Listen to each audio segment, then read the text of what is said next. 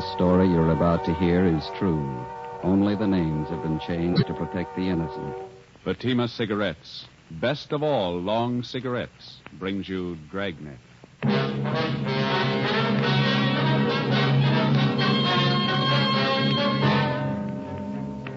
You're a detective sergeant. You're assigned to homicide detail. A small boy is reported missing from his home. His age, 9 years. Foul play is suspected. Your job, find him. You'll be amazed when you compare Fatima with other long cigarettes. You'll find they now cost the same. But in Fatima, the difference is quality. You see, Fatima is the quality king-size cigarette because it contains the finest Turkish and domestic tobaccos superbly blended. And Fatima is extra mild with a much different, much better flavor and aroma than any other long cigarette. So try comparing Fatima yourself. Fatimas now cost the same as other long cigarettes, but your first puff will tell you... Ah, that's different. Yes, in Fatima, the difference is quality. Ask your dealer for Fatima, the quality king-size cigarette. Best of all long cigarettes. Start enjoying Fatima tomorrow.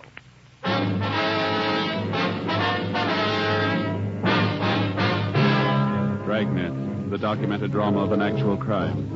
For the next 30 minutes, in cooperation with the Los Angeles Police Department, you will travel step by step on the side of the law through an actual case transcribed from official police files.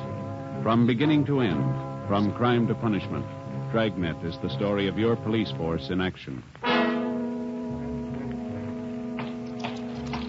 It was Thursday, December 22nd. It was cold in Los Angeles. We were working a night watch out of homicide. My partner's Ben Romero. The boss is Thad Brown, chief of detectives. My name's Friday.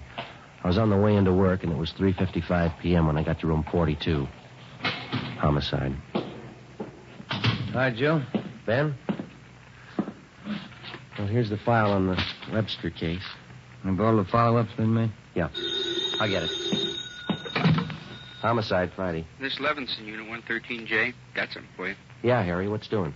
Doherty and I are out here on Collis Avenue, 4656, trying to track down a 9-year-old boy. Yeah, what's the story? The kid's missing, suspicion of foul play. How long's he been gone? About 2 hours.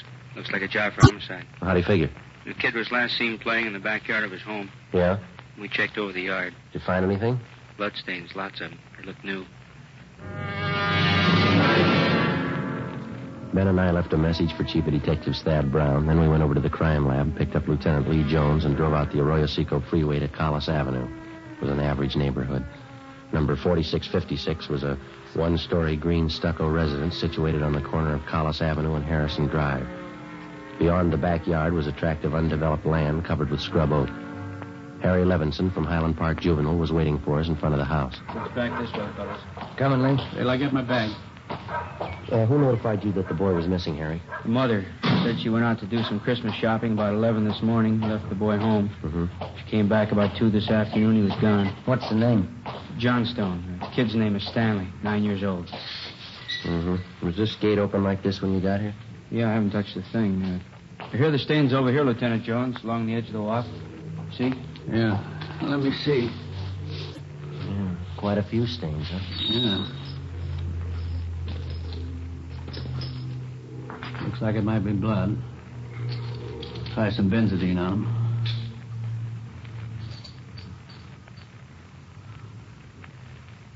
There we are. See what happened. Where's the kid's mother now, Harry? Yeah, in the house. Doherty's talking to her. Did you talk to any of the neighbors? People next door, the ones on this side. They couldn't tell us anything. There it is, fellas. Yeah, Lee. These spots I covered with benzodine, they're turning blue. Bloodstains, all right. Can't say definitely whether it's human or animal blood. Mm-hmm. Did you have to go back to the lab to run it through? Yeah, biological precipitant test. Hand me one of those glass files from my bag, will you? Yeah, sure. Okay, here you go. Thanks. Scrape some flakes off for a test. There we are. How soon can you tap the blood for us, Lee? Precipitant test won't run more than 20 minutes. It'll take 3 or 4 hours to run a blood grouping, though. That's it. Anything else you want to check? Levinson? Anything else? Oh, yeah, right here in my handkerchief. Empty shell. That marker over there by the rose bush? That's where I found it. From a 22, huh? Yeah, might tie in, might not. Mark it and dump it in this envelope, will you? Mm-hmm. There you go. Right here. Did you get out a missing broadcast on the boy here? Doherty did about a half an hour ago. Here's a description here. Thank you. Your mother know about the bloodstains? No, we didn't tell her. She's worried enough already. And she has no idea what might have happened to her boy, huh? No more than we do. She checked all her friends and relatives. We're covering the neighborhood. No trace so far. Not much to go on. Bloodstains. Empty cartridge. Yeah, it could mean 100 things. Any ideas, Friday? Just one, and I don't like it.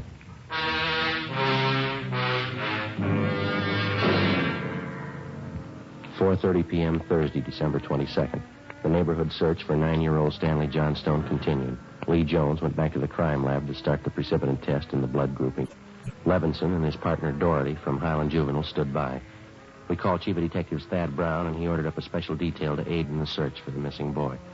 Ben and I questioned the boy's mother, Mrs. Ruth Johnstone, a woman in her early 40s. She seemed fairly calm under the circumstances. Miss Johnson, is your boy Stanley in the habit of wandering off without telling you where he's going? No, he's not in the habit of wandering off, but he has done it before. Well, when was the last time, Miss Johnstone? You don't have any children, do you, Sergeant Friday? No, ma'am, I'm not married.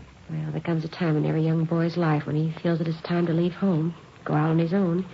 Usually happens somewhere around 8 to 10. I think I know what you mean. I have a boy. Well, then you know how it is. My husband and I scolded Stanley one afternoon after school, and he was quite put out about it. Thought George and I were unfair.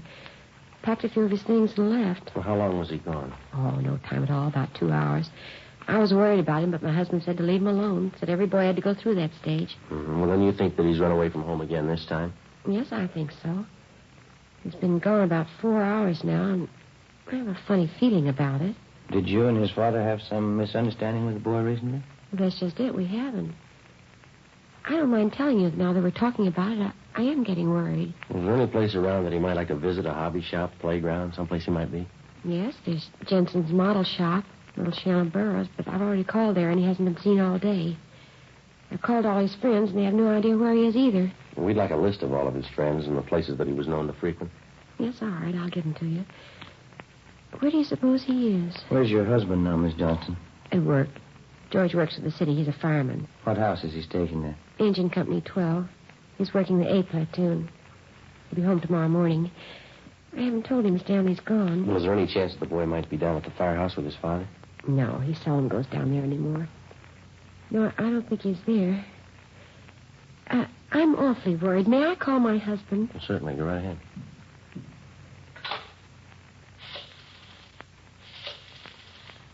I know George will be worried. Engine Company 12, please.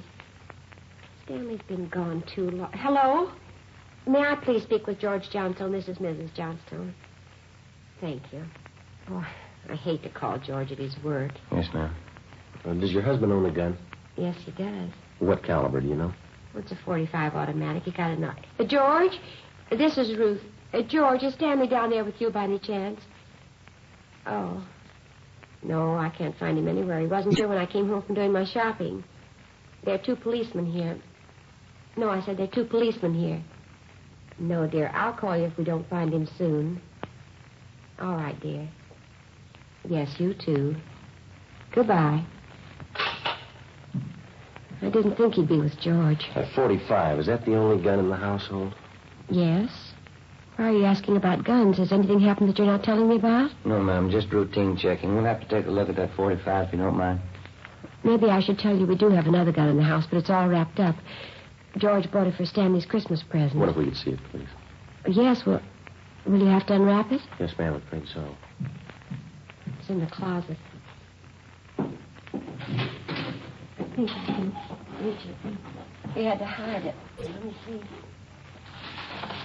Well, there's a paper it was wrapped in, and Stanley must have found it. It's gone. You see, here's the gift card and the box the gun came in, the rifle. I wonder if I could look at that box, ma'am. Thank you. How about it, Joe? .22 caliber. Thursday, December 22nd, 5:15 p.m. It was getting dark. The search for the missing boy continued. We checked the list of Stanley Johnstone's friends. None of them or their parents had any idea of his whereabouts. We talked with Levinson again. He'd been in touch with the detail combing the neighborhood. They'd found nothing. We went down to Collis Avenue and 10th Street, service station on the corner. 1 nickel, Joe? No, I got one. Will you watch for Thad? Yeah. Okay.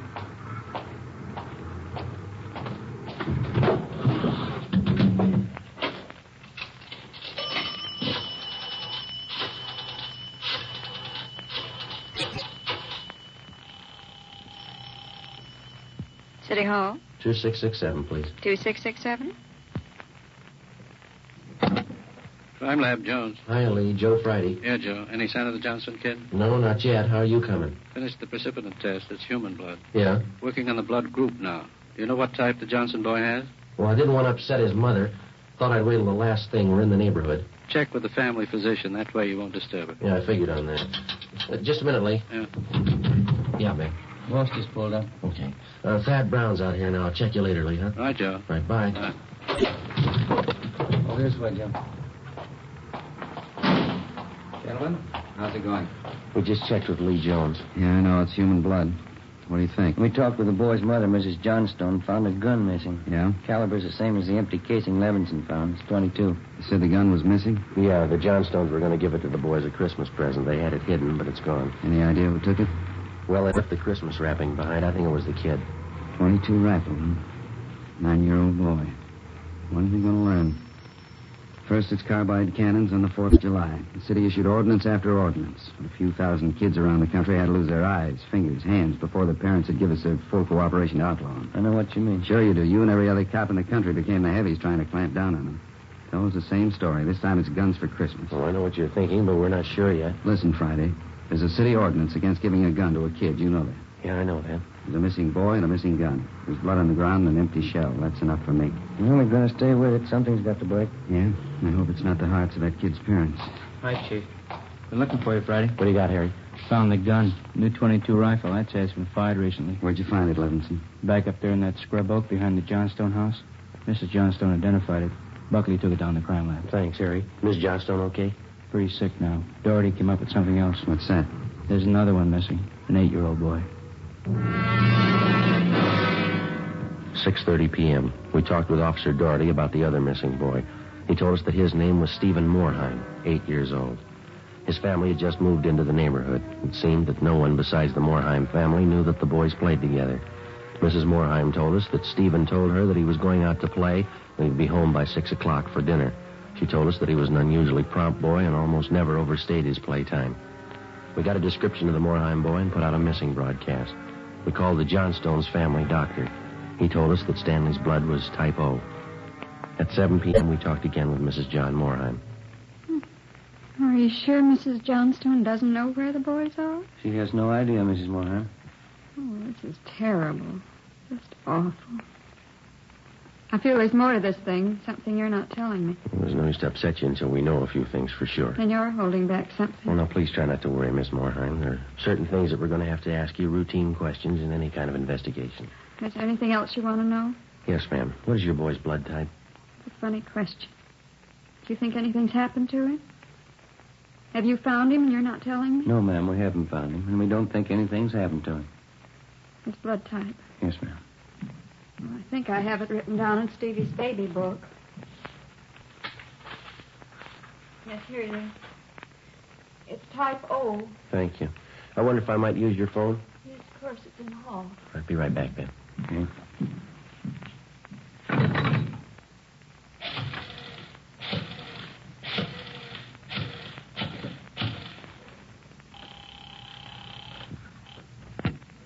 City Hall. 2667, please. 2667? Crime Lab, thank you. Hello, Ray. This is Joe Friday. Is Lee there? Just a minute, Joe. Take 2, Lee. Jones speaking. Checking back, Lee. Did you get the blood types on the 2 missing boys? Yeah, both type O. So were the stains, Joe. Type O.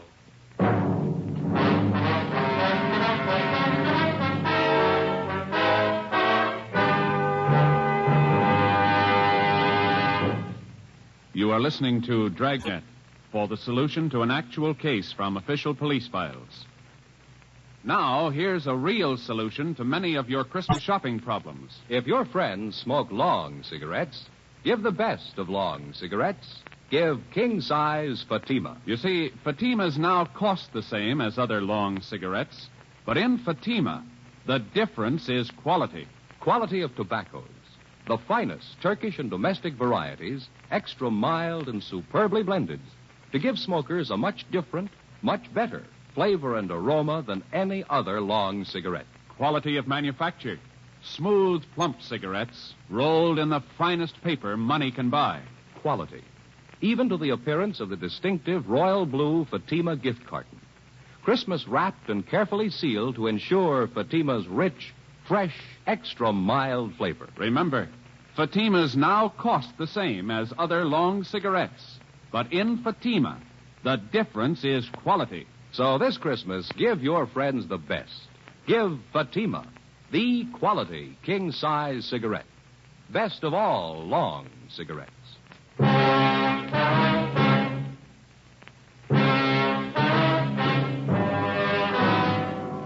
8 p.m., Thursday, December 22nd. Still no sign of either of the missing boys. Chief of Detectives Thad Brown went back to headquarters to direct the search from there. He dispatched another detail of 50 men to aid in the hunt for the missing youngsters. 8:30 p.m. It was getting colder.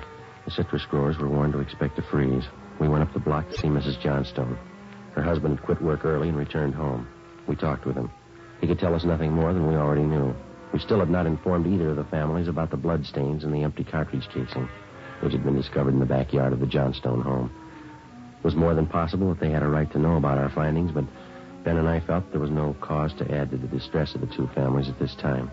If the two missing boys were found alive and well, then the bloodstains in the cartridge would be of no concern to the relieved parents.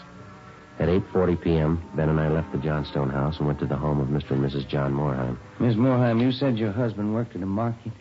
Yes, he telephoned about 15 minutes ago, said he was closing up right away. He'll be here any minute.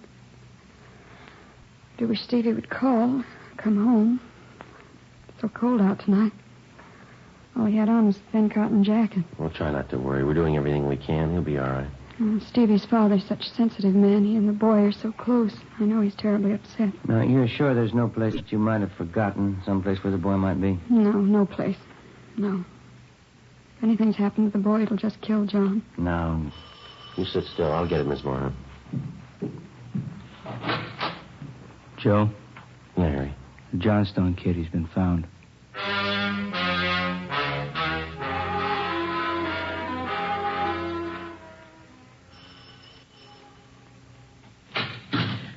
He's home, Sergeant. He's come home. Thank God he's all right. Where's he been? Did he tell you? No, he didn't. His clothes are all dirty and he's acting strange. I've never seen him like this. How do you mean, Miss Johnston? Well, he just came to the front door and said, "Hello, Mom." And he sat down in a chair and stared at the floor.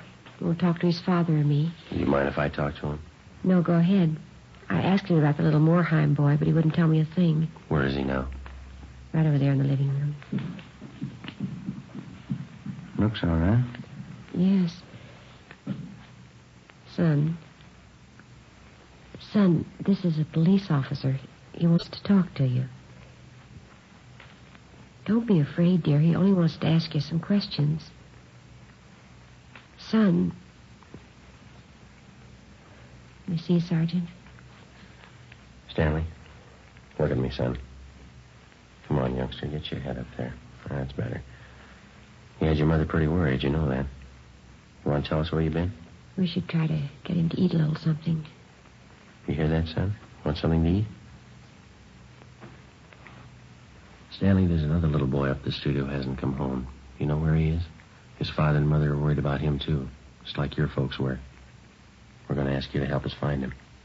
I killed him. I killed Steve with the .22. We were only playing, but I killed him. How do you know you killed him? Maybe he's only hurt now, isn't that it? No, he's dead. I know he's dead. The gun went off, and we forgot we put bullets in there. Where is he, Stanley? I hit him. I was scared. I didn't want anybody to find him. Where did you hide him, son? In a cave up on the hill. I didn't mean it. He was my pal. Do you want to show us where, Stanley? Yes, I'll show you. Please, don't send me to jail.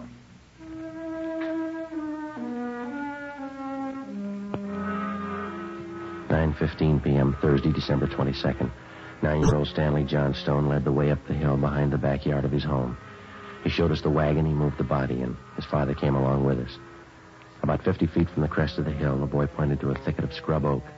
There we found a small cave holding the body of Stephen Morheim. There was a single bullet wound in his chest just below his heart. He was dead. We covered the body. Stanley, how did it happen? I knew my folks were going to give me the gun for Christmas. I knew where it was, and I got it. There was a box of bullets with it. Were you pointing the gun at Stevenson? No, sir. No, sir, I wasn't. It was Steve's turn to play with it. I was chasing him. Tripped over that stump there, and he fell. Gun hit him in the stomach, and it went off.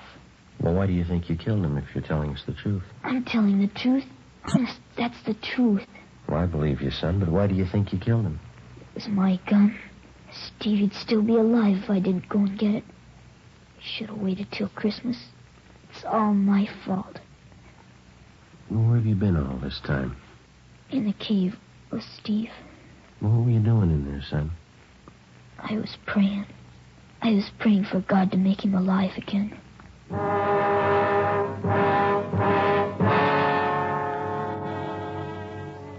After a thorough investigation, Ben and I were convinced that the shooting of Stephen Morheim was accidental.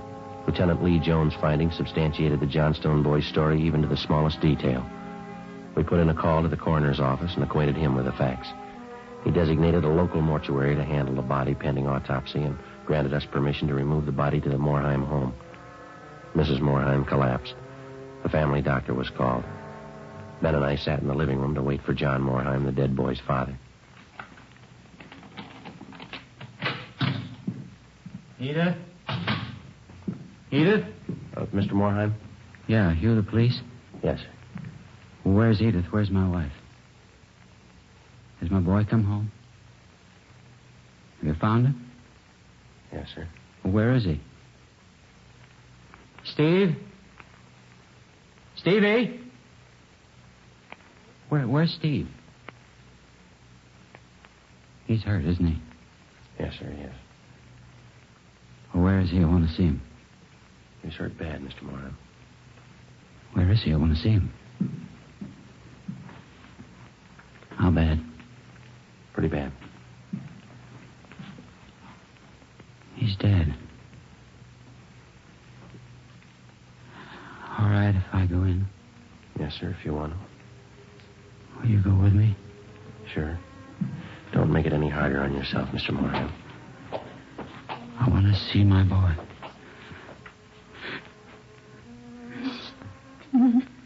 Mr. Morheim.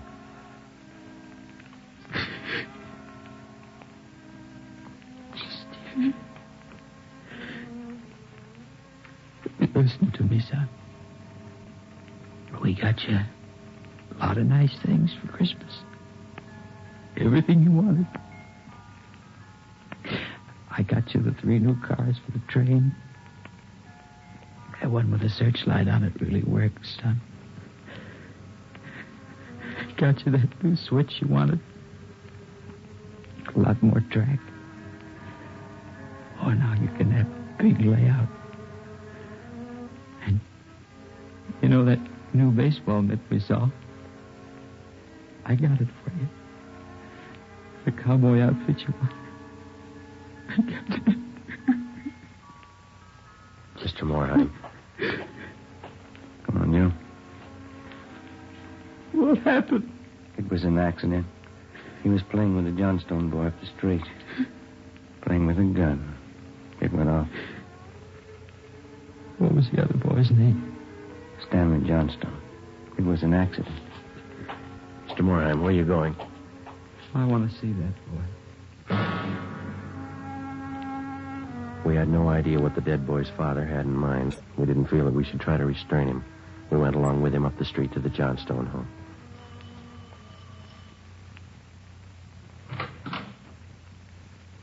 I'm Stevie's father. Where's your boy? I'm sorry. We bought the rifle. We were going to tell him not to use it unless his father was with him until he learned how to treat firearms. Where's your boy? Right here. Won't you come in? It's all right, Miss Johnston.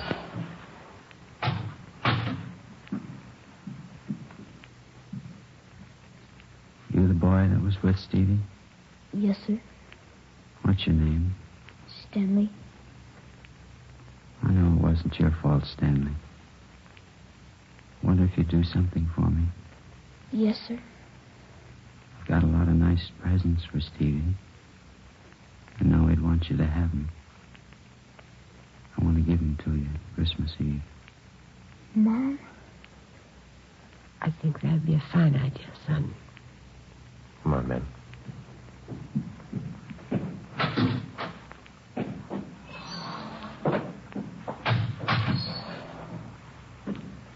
Well, what's it all prove, Joe? You don't give a kid a gun for Christmas.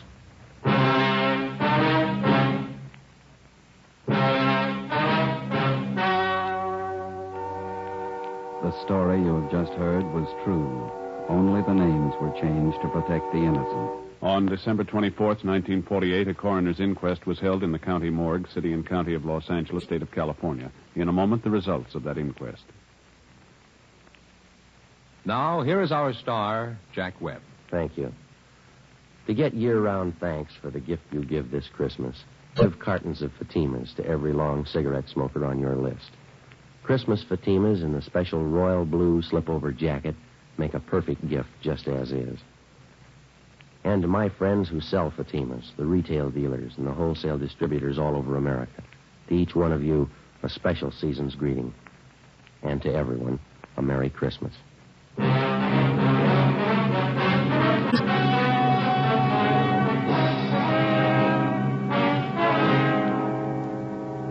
At the coroner's inquest, it was officially recorded that Stephen Morheim's death was the result of an accident. Stanley Johnstone was absolved of any legal responsibility for his friend's death.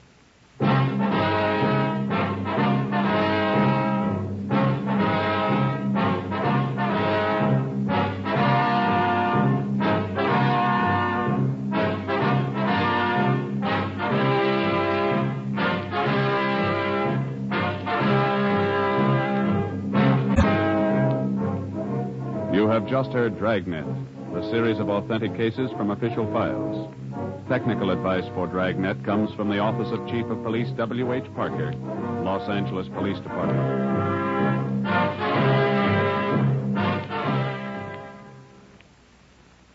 This is Bob Hope. Can we steal a second? Chesterfield always wins first place. That milder, mild tobacco never leaves an aftertaste. So open a pack, give 'em a smell. Then you'll smoke 'em. Don't forget to give Crosby for Christmas. I mean the Chesterfield Christmas carton with Bing as Papa Santa Claus. See you Tuesday.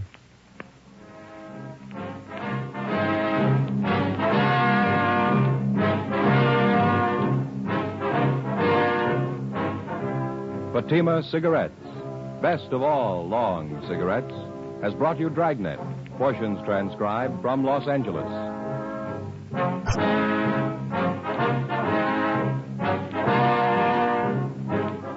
We the People is next with more Good Times on NBC.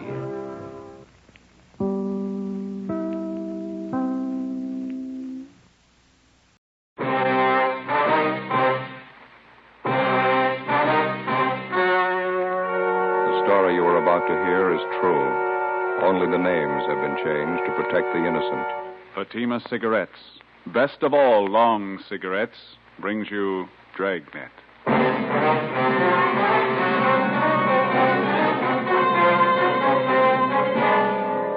You're a detective sergeant. You're assigned to homicide detail. A potential killer is on the loose in your city. He's robbed 6 people. For no reason at all, he beats his victims senseless. He moves fast. He's well armed. Your job, stop him. You'll be amazed when you compare Fatima with other long cigarettes. You'll find they now cost the same. But in Fatima, the difference is quality. You see, Fatima is the quality king-size cigarette because it contains the finest Turkish and domestic tobaccos superbly blended. And Fatima is extra mild with a much different, much better flavor and aroma than any other long cigarette. So compare Fatima yourself. Fatimas now cost the same as other long cigarettes, but your first puff will tell you... Ah, that's different. Yes, in Fatima, the difference is quality. Ask your dealer for Fatima, the quality king-size cigarette. Best of all long cigarettes. Start enjoying Fatima for a new year of greater smoking enjoyment.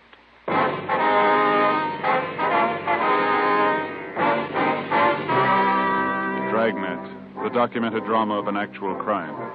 For the next 30 minutes, in cooperation with the Los Angeles Police Department, you will travel step by step on the side of the law through an actual case transcribed from official police files. From beginning to end, from crime to punishment, Dragnet is the story of your police force in action.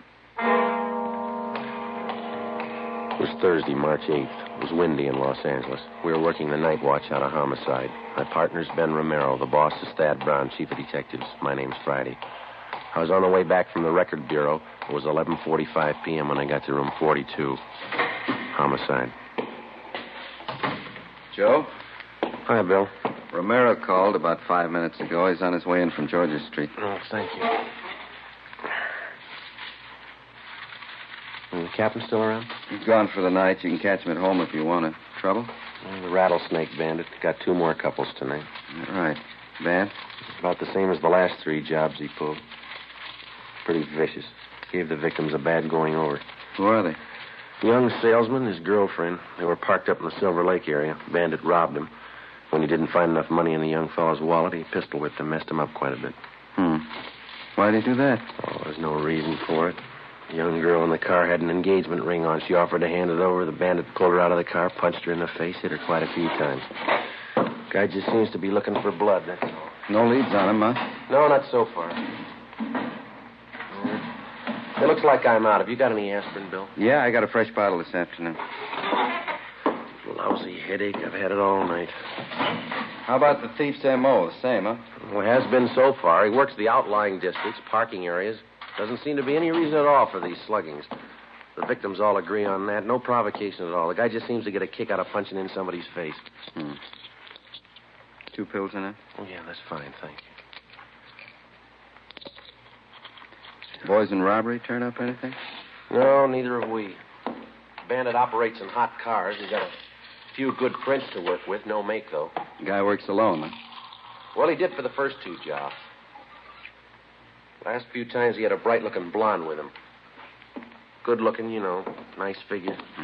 Victims say that she stands by and just seems to egg him on. Seems to get a big thrill out of it, I guess. Hi, Bill. Joe? Hi. How'd you do, man?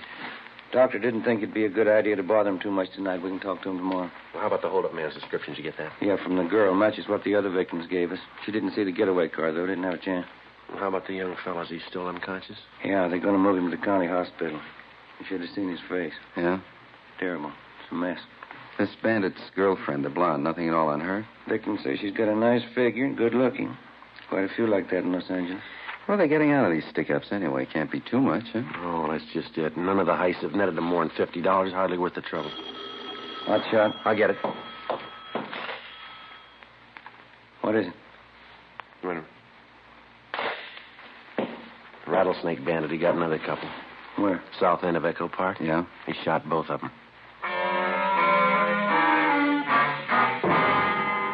Together with Cummings and McCready from Homicide, Ben and I drove to the scene of the holdup and shooting in the Echo Park area. The victims were identified as Ralph Younger, 34, a high school English teacher. He'd been beaten severely about the face and neck and shot once through the right shoulder. His companion was a Thelma Donovan, 26, a grade school teacher.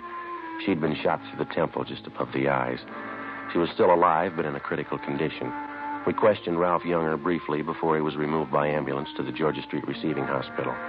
His description of the hold-up man tallied exactly with that of the rattlesnake bandit. He also gave us the description and license number of the getaway car. We got out a broadcast and an APB. A routine check of the area failed to turn up any leads. 11 a.m. the next morning, Ralph Younger told us the story from his hospital bed. I was teaching Thelma how to drive, Sergeant. We were going along that side street when the sedan pulled up, forced us over to the curb. And your friend, Miss Donovan, was sitting in the driver's seat then? That's right. I got out on my side and started over to ask this fellow what he was doing. Crowding us like that. He rushed up to me and started slugging me in the face with his gun. I went down. Mm-hmm. Well, what did Miss Donovan do? She started howling for help. The hold-up guy ran over and shoved his gun at her. He had it pointed at her head. And he grabbed Thelma's purse and started looking through it. For money, I guess. Mm-hmm. Say, would you mind moving this pillow over a little bit? Oh, sure, gotcha. Oh, there we are. There, how's that, okay? Come on. Under the shoulder, please. All right. Yeah. There you are. That's fine. Thanks. Were you lying on the street while all this was going on, Mr. Younger? No, he yanked me to my feet, made me stand by the car with my hands up. Thelma was crying. The hold-up man looked through her purse, and then he said, "Who are you trying to kid, lady? You got more money than this." Thelma told him the truth. It was all she had, $3. Well, what happened then? He shoved the barrel of the gun against her head, right here by the temple. Then I heard the gun go off. Thelma fell over in the seat. There wasn't any reason for it. No reason at all. He just shot her. Well, what did you do then? Do you remember? I jumped for the man. I wanted to kill him right there. He turned and fired the gun at me. Hit me right here, below the shoulder. Mm-hmm. Then he ran out and got in his car and drove off. There was a blonde girl with him. I got a good look at her. Blonde, pretty, attractive. Mm-hmm. Well, is there anything else about the man's description that you might have forgotten to tell us last night? No, I don't think so. I gave you the license number of his car. Can't you find him that way? It was a stolen car, Mr. Younger. He took it from one of his other victims. It was found out in Wilshire this morning. Bandit. I only wish I'd got my hands on him. Poor Thelma. How is she, do you know? Well, there's no late report. Maybe you better check with the doctor, huh? Yeah. Hey, before you go, would you mind ringing this button here? It's for the nurse. The shoulder's giving me trouble again. Yeah, okay. Well, thanks very much, Younger. Sure hope that shoulder of yours gets better. I hope so. Goodbye. We'll be checking with you later on. Yeah, okay. Come on, then.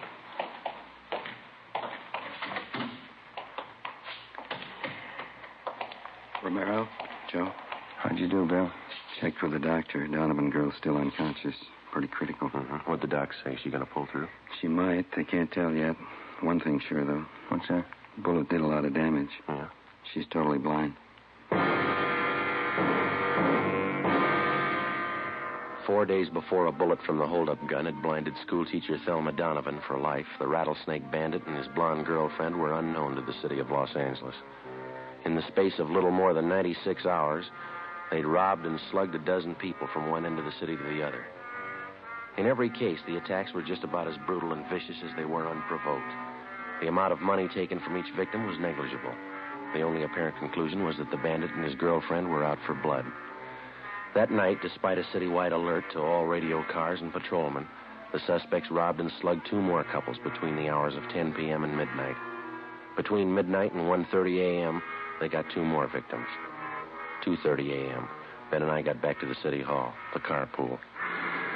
118, Sixth Spring. 118, Sixth Spring. Meet the officer holding your file. Looks like a place over there, huh? Mm-hmm. Wonder how McCready and Cummings made out. I hope they got more than we have. Yeah. Yeah, this is good right here. Want to get the radio, Joe? Yeah, fine. Let's go. Doggone it. I knew I forgot something. What's that? Cigarettes. You got any left? I don't think so. Old pack is all... No, there's one left in here. No, that's all right. I can't take your last smoke. Well, go ahead. There's a machine upstairs by the elevator. I'll get some. All right.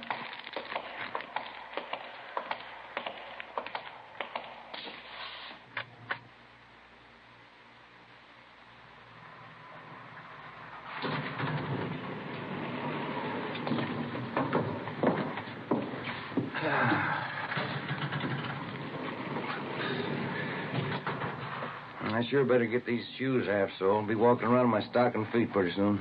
You just got them a couple of weeks ago, didn't you? Yeah, that's right. Tops are as good as new. Soles of the darn things went just like that. No wonder they had them on sale. Yeah.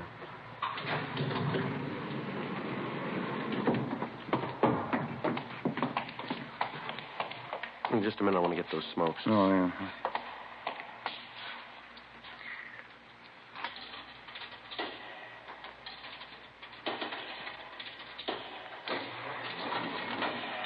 Skipper say he was going to stay around? Until about 2, yeah. He's probably gone by now.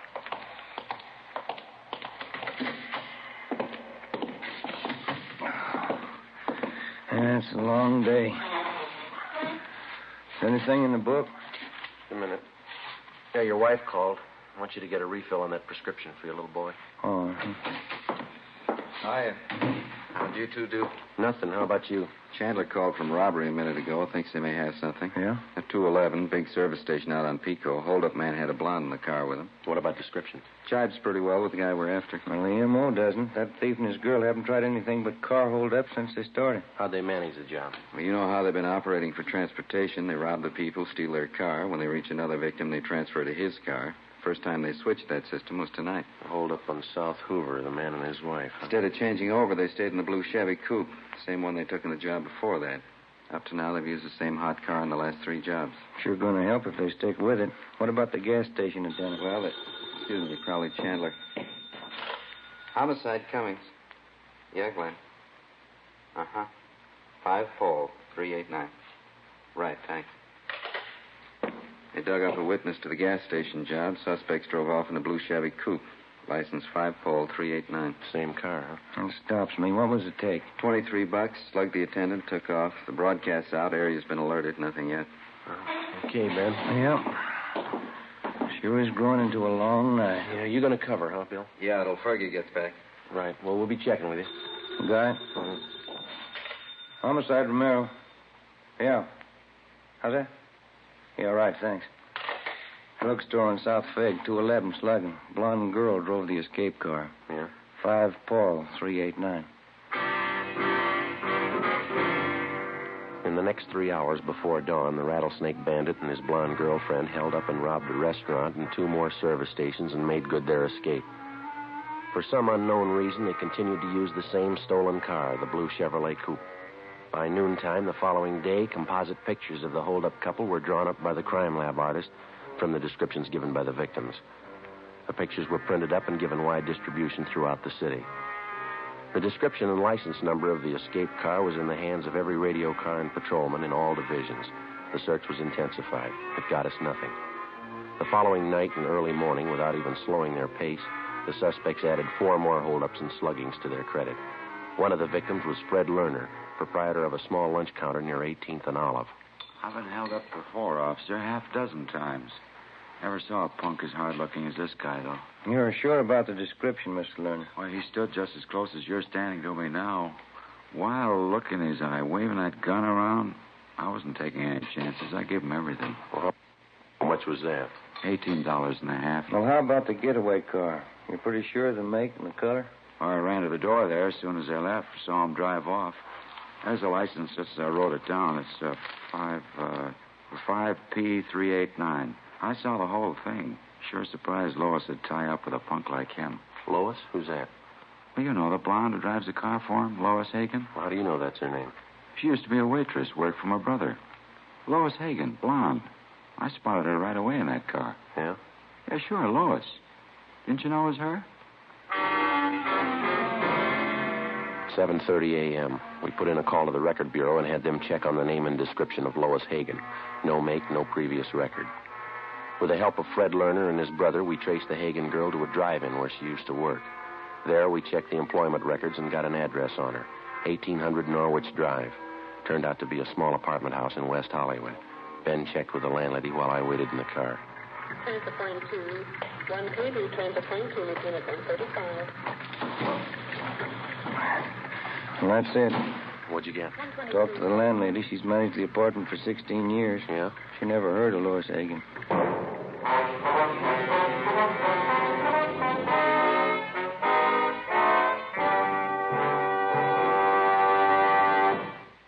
listening to Dragnet, authentic stories of your police force in action. And now, here's an authentic report from Fatima Cigarettes. 1949. Fatima more than doubled its smokers coast to coast. 1950. Another record-breaking year, with more long cigarette smokers insisting on Fatima quality than ever before. In 1951, enjoy Fatima quality yourself. Yes, friends, in Fatima, the difference is quality. Quality of tobaccos, the finest Turkish and domestic varieties, extra mild and superbly blended, to give you a much different, much better flavor and aroma. Quality of manufacture. Smooth, plump cigarettes rolled in the finest paper money can buy. Quality, even to the appearance of the bright, clean, golden yellow package, carefully wrapped and sealed to bring you Fatima's rich, fresh, extra mild flavor. Compare Fatima yourself. Fatimas now cost the same as other long cigarettes, but your first puff will tell you... Ah, that's different. Yes, in Fatima, the difference is quality. Start enjoying Fatima for a new year of greater smoking enjoyment. Insist on Fatima, the quality king-size cigarette. Best of all long cigarettes.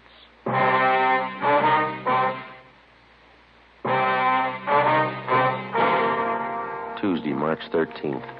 That night and the one following, the Rattlesnake Bandit and his blonde girlfriend, supposedly Lois Hagen, continued their campaign of holdups and sluggings.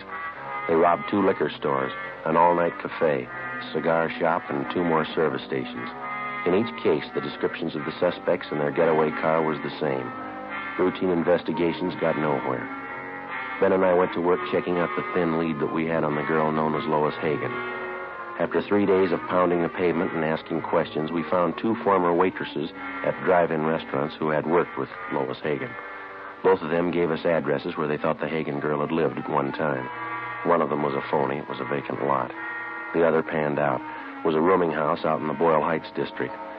The manager told us that the Hagen girl lived there 2 years before. She told us that as far as she knew, the girl's mother, a Mrs. Ernestine Hagen, still ran a small French laundry on South Hobart Boulevard. We found Mrs. Hagen working in her shop. She was a small, thin woman with gray hair. Yes, I have a daughter, Lois. What's the matter? I'd like to talk to her, Miss Hagen. Do you know where we can locate her? Probably sounds funny to you. I haven't seen my daughter in 2 years. Well, do you have any idea where she's living, ma'am? No, she's not much of a daughter. We didn't get along. As I say, 2 years ago we had an argument. She left me. Never wrote a letter. I just don't know. I see. I heard she was living in Detroit for a while. I guess she's back here now. One of my lady friends, Mrs. McCormick, saw Lois shopping out in Hollywood. That was about a month ago. Mm-hmm. How old is your daughter, Miss Hagen? She'll be 20 next month. She looks older than she really is. Won't you excuse me, please? My flat iron back here. I have it heating. Certainly, ma'am. Do you have a copy of the composite picture of the girl? Yeah. Yeah, it's right here. Okay. I didn't realize it was getting so late. I have this rush order to get ready by 4 o'clock, officers. If you want, you can come back here. We can talk while I get it out. All right, ma'am. Thank you. Come on. There's a chair there, if you like. Oh, thank you. Seems I'm always so busy lately. I used to have some fine help. It's not so easy to find anymore. This iron seems awful hot. It's all right. I wonder if you'd mind looking at this picture, ma'am, this one here. All right. Mm-hmm. Looks something like Lois. You're looking for her, is that it? She done something again? Well, we're not sure, ma'am. Has she been in trouble before? I can't be more ashamed of her than I already am. Yeah, she's been in trouble before. She was nothing but trouble. My only child. Her father died when she was a baby, but I guess she needed a father. I couldn't do anything with her. Was your daughter ever in any serious trouble? With the police, I mean? I don't know, maybe. She was. I didn't hear about it. And I tried to understand her. We never got along. I don't know. This makes me sick to think about it. Well, how about her friends, Mrs. Hagen? I mean, her recent friends. Do you happen to know any of them? No. Lois never brought them home. I knew they were tramps. I heard the way the neighbors were talking. Trampy fellas, trampy girls, drinking, doing things. You know, she didn't learn those things at home. What was Lois' last known address? Do you have any idea at all? Place in Boyle Heights, a boarding house. Last I heard of Lois, she never wrote a letter. That's another thing. Yes, ma'am. She could have had the best education any girl could want. I worked 12 years in the laundry here to give it to her. I sent her to the convent. Even the nuns couldn't do anything with her. She only sassed them back. She finally quit altogether. I don't know. Can you think of anybody who might know where your daughter is? Maybe one of your relatives? Yeah, we don't have any relatives here. I have a brother in Ohio, that's all. These lace blouses in an awful lot of trouble. Would you pull out that plug, Sergeant, please? Yes, ma'am. I wonder if you have a picture of your daughter that we could borrow. We'll see that it's returned to you. Yeah, all right. I got lots of pictures of Lois. She's a pretty girl, you know. Looks quite a bit like me when I was young. Yes, ma'am. Well, thanks very much for your time. Even the nurses at the hospital said it when Lois was born. Beautiful child. Certainly strange, isn't it? How's that? When they're babies, they all look so clean and so good. Yes, ma'am. What happens to them? Before we left Mrs. Hagen, we got a photograph of her daughter, Lois, and then we drove back to the office. We spent the rest of the afternoon showing the picture to several of the robbery victims. All of them identified the Hagen girl as the bandit's accomplice. We got out a supplementary broadcast. That night, the hold-up couple failed to put in an appearance. The following night, the same. Not a sign of them. Still no sign of the escape car either. Where they might be hiding out, we had no idea. The search went on. Repeated checks through the stats office and the record bureau failed to turn up any new leads. We stayed on it. 4 nights later, the still unidentified hold-up man and Lois Hagen started in all over again. 2 drugstore hold-ups, 2 robberies of couples in parked cars. All of the victims were beaten senseless. Monday, March 19th, 8 a.m. Joe? Hi. They turn up anything last night? 2 more jobs. Both victims identified the Hagen girl as the accomplice. Anything else? Still using the same escape car. That's about it. Yeah. Well, we're no closer than we were a week ago, huh? I checked the hospital on the druggist they slugged. How's he doing? I don't know yet. Still unconscious. I'll get it. Homicide, Friday. Yeah, Mike. Where? Yeah, right away. What have you got? 32R. They're out on 18th and Hill. Yeah? The hold-up car. They just spotted it. 8:20 a.m. Together with Cummings and McCready, we drove out to 18th and Hill, where the officers in Unit 32R had the hold-up car staked out. It was parked in the back of a large service station on Hill Street near the corner of 18th. We talked with the manager, and he told us that a blonde girl answering Lois Hagen's description had left the car there earlier that morning just to have the distributor fixed and the battery recharged. She told him that she'd call for the car early that night. Because of the way that the service station was situated, it would have been impossible to stake out on the blue coupe without making it look obvious. We explained the setup to the manager and made arrangements for Ben and I to pose as employees. That way we could keep a close watch on the car until the suspects called for it.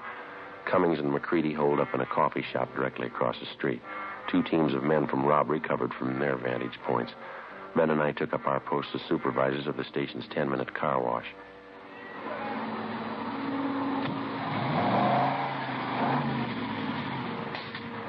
They sure do a great business here, huh? Yeah. You mentioned to the manager about keeping the area clear around that car, didn't you? Yeah, it's all set up. We're not going to have an excuse in the world if we miss those 2. Yeah, if they show up. What are we supposed to do now? Pull these tickets off the cars as they move off the wash line? Yeah, that's all. Just slip the tickets in that box over there, see? Mm-hmm. Must have run them a few dollars, huh, installing all this equipment. Seems to be paying off, doesn't it? What time you got now? A few minutes past 4.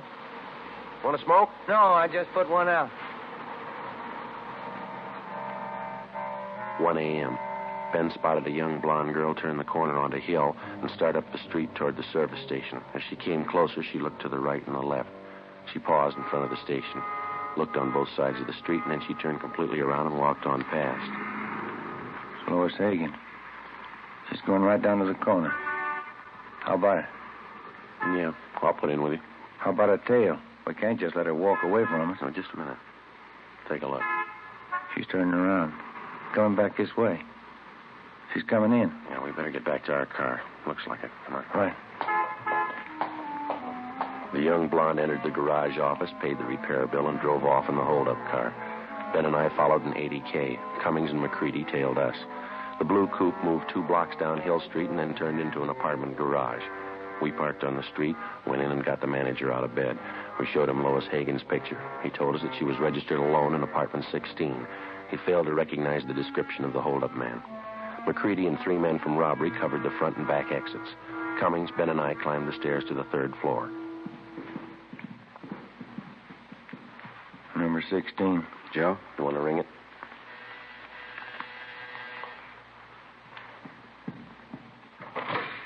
Yeah? Sorry, ma'am.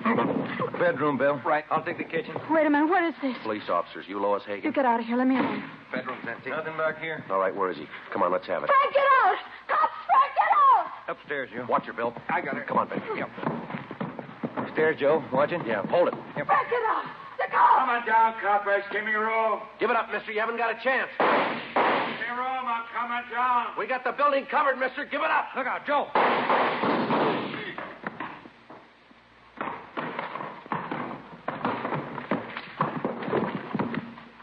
I'll get his gun. How is he? Dead. Joe, Ben, you all right? Yeah, Bill. You want to take the girl downstairs? Let me see him, please. Frank? Frank? All right, lady. It didn't have to happen. I tried to tell him, get away. He wouldn't listen. Never listened. Let's go. We were married yesterday. You didn't know that, did you? Just married. Yeah. Married 2 days. Yeah, well, the honeymoon's over. Come on, lady. The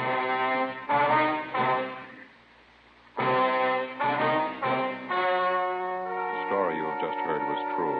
Only the names were changed to protect the innocent.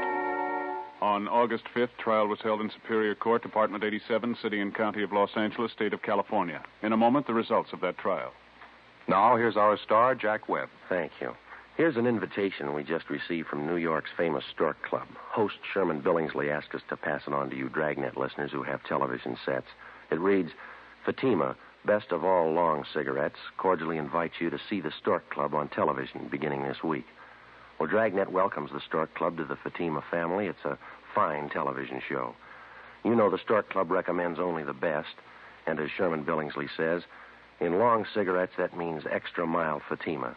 You can judge that yourself, just as I have, by comparing Fatima with other long cigarettes. Buy a pack of Fatimas. You'll find they now cost the same, but in Fatima, the difference is quality.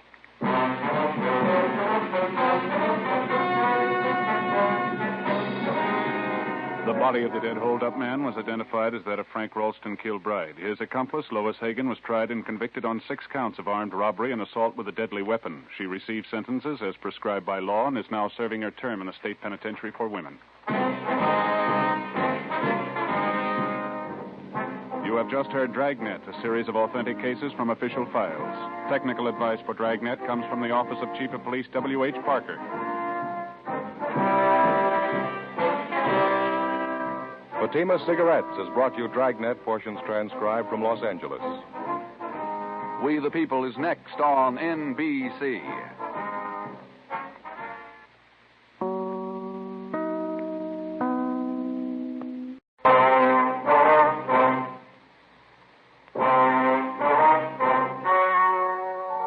The story you are about to hear is true. Only the names have been changed to protect the innocent. Fatima Cigarettes, best of all long cigarettes, brings you Dragnet.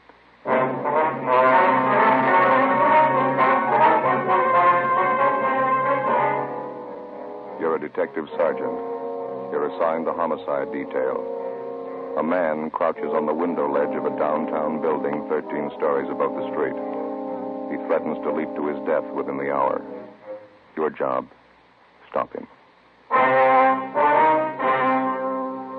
You'll be amazed when you compare Fatima with other long cigarettes. You'll find they now cost the same. But in Fatima, the difference is quality. You see, Fatima is the quality king-size cigarette because it contains the finest Turkish and domestic tobaccos superbly blended. And Fatima is extra mild, with a much different, much better flavor and aroma than any other long cigarette. So compare Fatima yourself. Fatimas now cost the same as other long cigarettes, but your first puff will tell you... Ah, that's different. Yes, in Fatima, the difference is quality. Ask your dealer for Fatima, the quality king-size cigarette. Best of all long cigarettes. Start enjoying Fatima for a new year of greater smoking enjoyment.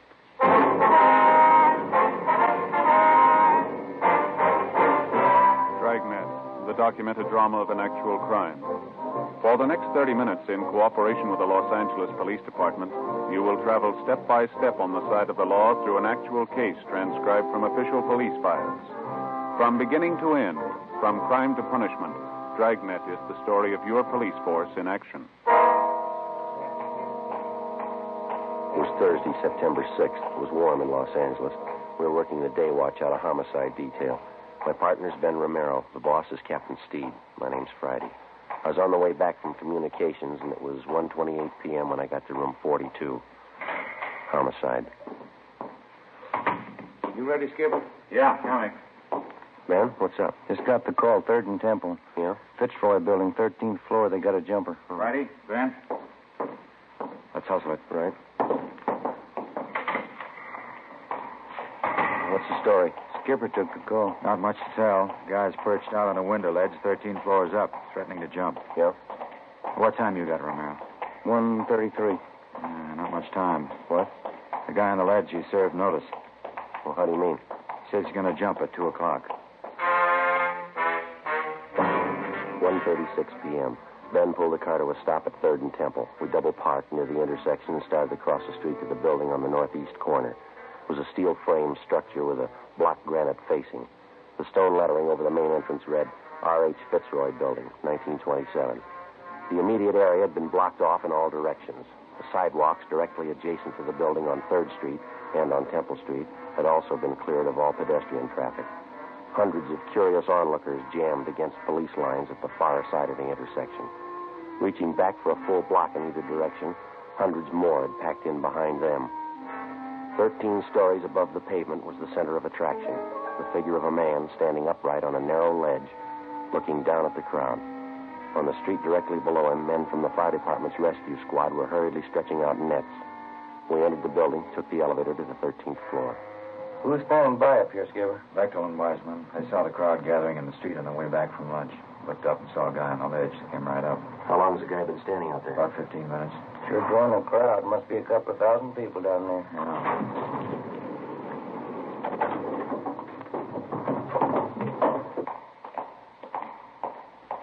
What was that room number, Friday? 1305. Yeah, it's down this way. There's Bechtel. Beck? Hi. Been watching for you. The office is down here. Okay. How's it stand now? He's still out there ready to jump. We got 22 minutes to figure out how to stop him. What's the story, anyway? I'll let the doctor tell you. Go ahead. Through here. Nurse, where'd Dr. Turner go? He went down to meet Dr. Rice. He's bringing him right up. This is Captain Steed, Homicide, Miss Lenahan. How do you do? Sergeant Friday Romero. How do you do? Nurse, how are you? Here's how he climbed outside, this window here. Yeah. Right now, he's standing on the ledge about 12 feet to the right of the window. The ledge is about 14 inches wide. No other windows closer to him? No, this is it. Did you try to talk him out of it, get him back inside? We took a turn at it, yeah. Wiseman crawled out on the ledge, talked to him. So did I. It's one of the queerest jumpers I've come across. How do you mean? He's got a hammer with him, carpenter's hammer. Whenever you get close to him, he takes a cut at you. Wiseman wasn't looking for it, had to duck fast. He almost went over. Was there any other way to reach him? Double-checked the whole layout. This window's the closest. What about lowering a man from the roof? Wide piece of cornice up there, a big overhang. Put a man down on a rope, and he'd be hanging 3 feet from the side of the building. Wouldn't come close to the guy. How about this doctor you mentioned, Beck? You figure he can help? It's worth a try. Miss Lenahan? Yes, Sergeant. You saw it happen. You know better than I do what Dr. Turner's idea is. Would you fill these men in, please? Make it brief. Surely. Now, this man on the ledge, who is he, do you know? Walter Harrison's his name. He's one of the doctor's patients. His sister brought him in for a routine checkup. That was about 1 o'clock. How old's the man? 41. His sister told us he's been complaining of a backache lately. While the doctor was examining him, and Mr. Harrison flew up all of a sudden. He yelled out we were trying to cripple him, that we wanted to kill him. Oh, excuse me, please. Sure. Dr. Turner's office. No, I'm sorry, not this afternoon. We have an awful lot of trouble. Yes, all right, thank you. Well, what happened after Harrison started to act up, Miss Lenahan? Dr. Turner and I tried to hold him. He shoved us both out of the way. He hit the doctor in the face, then he ran to the window, got out on that ledge, and crawled along the side of the building. He's been there ever since. Miss Harrison is a mental case? Yes, he's been for 10 years. Been in and out of the state hospital at Camarillo a couple of times. Sister Ruth's been taking care of him. She was here when it happened. Where is she now? Next door, the treatment room. Thelma, that's the other nurse. She's looking after Miss Harrison. She's pretty close to hysterics. Tried to talk to her, Skipper. Not much help so far. Mm-hmm. You say the doctor's been treating this, Mr. Harrison? No, he just came in for a physical checkup. Dr. Reich's been handling his mental condition. That's where Dr. Turner is now, getting Reich. He has his office in the next building. What time have you got, Ben? It's getting short. 19 minutes to 2. How about a time element, Beck? If he's going to kill himself, why is he waiting for 2 o'clock to do it? It's got me. He scribbled a note out there, threw it down to the street. One of the men in the rescue squad grabbed it and brought it up. I got it right here. Here, let me see. Can I look at that there, too? Mm-hmm. They want my life. They want... What's his next one? Oh, dead. Dead. They want me dead. Yeah. I'd like to pray first. I'll jump at 2 o'clock. What's this last thing, Ben? I can't read this. Let me see. At 2 o'clock, don't touch my body. That's it. Don't touch my body. You saw the guy at close range, Beck. What do you think? He's serious? I don't know. I'm not even going to guess. How about me going out and talking to him, Skipper? It might work. It won't do any harm. That ledge is 14 inches wide, Romero. If you slip, I don't want to explain it to your wife and kid. Well, how about me giving it a try? That jumper case last October, I was on that one. It's volunteer duty, Joe. I'm not going to order you. You know the risk. Yeah, I'll watch you. You want to stand by here at the window, Ben? Yeah, okay. Let's get that window up, huh? Those blinds. Yeah. Those blinds up. Okay. Give you a hand with the window. All right. Come on. Up she goes. I'm stuck. Yeah, it is. All the way up, huh? Here it goes. Okay. Be careful now, huh? Yeah, I will. Joe? Yeah, Beck. Don't forget about that hammer the guy's got. It's just my guess. Yeah, what's that? The guy might want to die. I don't think he wants to do it alone. 1:43 p.m. If we could take Walter Harrison's word for it, we had exactly 17 minutes to talk him into a change of mind before he plunged to his death on the pavement 13 stories below. I crawled out of the window and started inching my way along the narrow ledge. Went slow. I kept my eyes on Harrison. He stood about 10 feet away from me, looking down at the crowds jamming the streets below. I edged along to within 8 feet of him. He didn't seem to notice me. He was a fairly tall man, about 5'10", medium build, dark hair. He was wearing gray pinstripe trousers, a white shirt, no coat, no necktie. I got to within 6 feet of him. He raised one arm and made a motion with his fist at the crowd below. Animal! You dirty bag of animals! You won't touch me! I'll stomp right through you! You won't even touch me! I kept edging toward him. He still didn't seem to notice me. He turned his body a little. Kept pounding the side of the building with a hammer. I got a look at his right hand. In it, he held the carpenter's hammer. I got to within 5 feet of him. An airliner passed overhead. Harrison looked up. He muttered something, then he turned. He saw me. I'm going to kill you. It's all right with me, Walter. Why do you want to kill yourself? You're only going to hurt people. You don't care about people. You don't care about me. What am I doing out here? Well, you got it wrong, Walter. A lot of people care about you. They want you back inside. They want you where it's safe. You're another one of those. You want to get your hands on me. You want to grab me. Well, you're not. I'm going to kill you. It's all right, Walter. You can kill me. I want to help you first. You stay back there. Don't you move anymore. I got this hammer, and I'll smash your face with it. I'll smash you. I only want to talk to you. I know we can straighten this out. I'll do it my way. You understand? My way. I know who you are. You've been after me before. I know what it's all about. Yeah, I know you do, Walter, but you got it wrong. Now, look, you're going to jump off this building at 2 o'clock. That's in 15 minutes. That's right. You bet I am. All right, now, let's talk it over for 5 of those minutes, huh? Can't do any harm. I'm not going to hurt you. How about it, okay?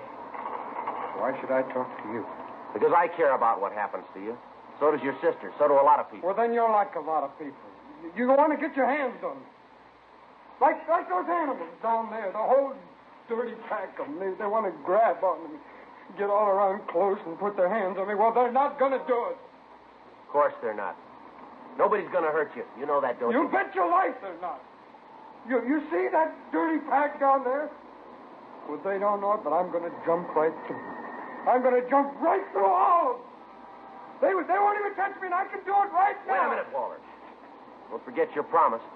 What are you talking about? What promise? 2 o'clock. You wrote that down yourself.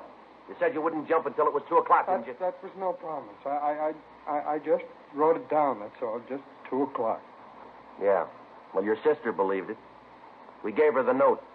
She says that you promised. Now, you going to make a liar out of yourself? You're the liar. Ruth didn't say that. She didn't say it was a promise. You got to take my word for that. All right, let's go in and ask her. How about it? See Ruth inside? Sure. Come on. Come on, take my hand, Walter. All right. I'll take your hand. Watch your step. Look out, will you? You get back there. Get back. Now, next time I won't miss. I'll smash your whole arm. You think you're pretty smart, don't you? You're trying to trick me. Well, I told you before. I know who you are. You're trying to get your hands on me. You promised your sister 2 o'clock. You're still going to break that promise? I'm not like you and that pack down there. I don't break promise. Everybody knows that, Walter. They trust you. Now, come on. How about talking this thing out? What time? 1:46. 14 minutes to go. You're lying. How do I know that's the time? Well, you can look at my watch. Here, right here. No, you stand back. I told you before. You stay away from me. I just wanted to show you the time, that's all. All right, you can look at that big clock up the street, see? The one on the side of the Hobart building up there? 14 minutes. How do I know that's right? How do I know they're not in with you, too? You already said it. Big company. They don't care about you or me. They got a business to run. Their clock, they don't care what happens. No, of course not. They don't care. All right, well, I'll just keep an eye on this clock. All right. You don't mind if I talk while you wait, do you? That plane. What's it doing up there? Well, it's just an airliner. Probably on its way into Burbank. You're not fooling me. That plane's been by before. It's flying low, too. Yeah, I guess I didn't notice it. Well, what difference does it make? Probably watching. Flying back and forth. Maybe they're the police. They're trying to do something. They're trying to get their hands on me. Oh, let's see. Yeah. Might be their plane. It's a big one. Sure, they're trying to do something. Coming right by here, flying low. It's the same one. I can see. Look, you see there on the wing? Yeah, what's that? The number right there on the wing. It's the same one that passed over a few minutes ago. Hey, you get away from me! All right, Walter, give me that. I'm going to kill you. Give it to me. That's it, Walter. You thought you tricked me. You didn't know I had my pocket knife. Well, I can kill you with it now. I can kill you right now. Yeah. I told you before, it's all right with me. Look out there. Watch your step on the ledge, will you? I should have cut your hand off. I should have cut your whole arm off and thrown it to those animals down there. Look at that blood all over your hand. Well, I'm sorry, Walter. It's not your fault. I just wanted to talk the whole thing over to tell you how your sister feels about it. You're a liar. I knew it when I looked at you. Now you get away. You get away before I kill you. Look, there's only one thing I can tell you. Your sister Ruth's sitting inside there, and she's worried sick. She's waiting for you. She wants to take you home. Now, how about it? There's no reason for all this. You know that, don't you? Do I? Sure you do. Your sister and your family, they care about you. They want you home again. They want you with them. There's no reason to be standing out here now, is there? You wait till 2 o'clock, mister. Yeah. I'll show you the reason. 1:48 p.m. 12 minutes left. I made my way along the ledge, through the window, back into the office. Dr. Wright, a man who'd been treating Walter Harrison for his mental sickness, was already there with Dr. Turner. While the nurse bandaged up my hand, Captain Steed, Ben, and I talked with him. I've treated Harrison for 10 years, on and off, I guess. He showed some improvement, not much. Definite paranoid tendencies. Did he ever try this before, Dr. Wright? Not to my knowledge. His sister might tell you more. I really don't know what to advise you to do. He's never been this violent before, using a hammer, a knife. There you are, Sergeant. That feel all right? Yeah, that's fine. Thank you. There's only one thing I've got to know, Doctor. Is it worth letting another one of my men go out there on that ledge? I'm afraid that's your decision, Captain. It may help, it may not. I know the patient, but I can't read his mind. I was just thinking. We might bring Harrison's sister to the window and have her talk to him. Think that might help, Doctor? Very possible it might. In a spot like this, I'm in the same boat you are. It's all guesswork. You think Harrison's really going to be ready to jump at 2 o'clock, Doctor? From what Sergeant Friday tells me, yes, I think he'll jump. We got to come up with something. We can't just stand around and watch a guy take a dive down 13 story. I wish I knew the answer. There's got to be one someplace. There's got to be an answer. Well, let's check your watch. We got 10 minutes to find it.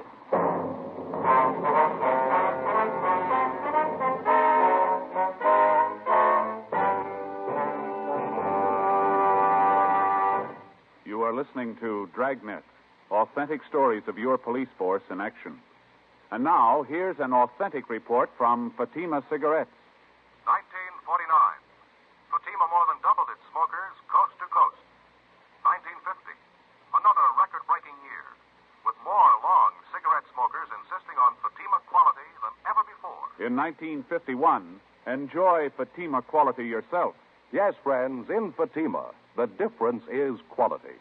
Quality of tobaccos, the finest Turkish and domestic varieties, extra mild and superbly blended, to give you a much different, much better flavor and aroma. Quality of manufacture. Smooth, plump cigarettes rolled in the finest paper money can buy. Quality, even to the appearance of the bright, clean, golden yellow package, carefully wrapped and sealed to bring you Fatima's rich, fresh, extra mild flavor. Compare Fatima yourself. Fatimas now cost the same as other long cigarettes, but your first puff will tell you... Ah, that's different. Yes, in Fatima, the difference is quality. Start enjoying Fatima for a new year of greater smoking enjoyment. Insist on Fatima, the quality king-size cigarette. Best of all long cigarettes.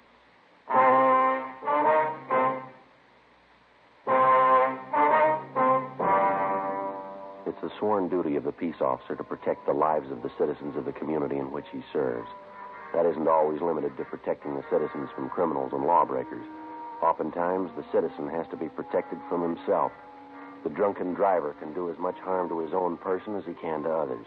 The same for the narcotic addict. The same for mental incompetence, such as Walter Harrison. If he was being assaulted, robbed, or shot at by a gunman, it would have been no more serious. Harrison's life was in jeopardy. Trying to save him had to be the first consideration. 1:50 p.m.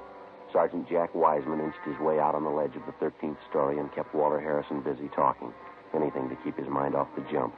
Captain Steed got on the phone and talked to the manager of the Hobart building, a 12-story structure 3 blocks away with a large clock set into either side of it.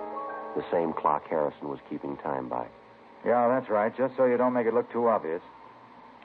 Okay, Mr. Walsh, thank you. They're going to do all they can. Let's hope it works. Yeah, what'd he say?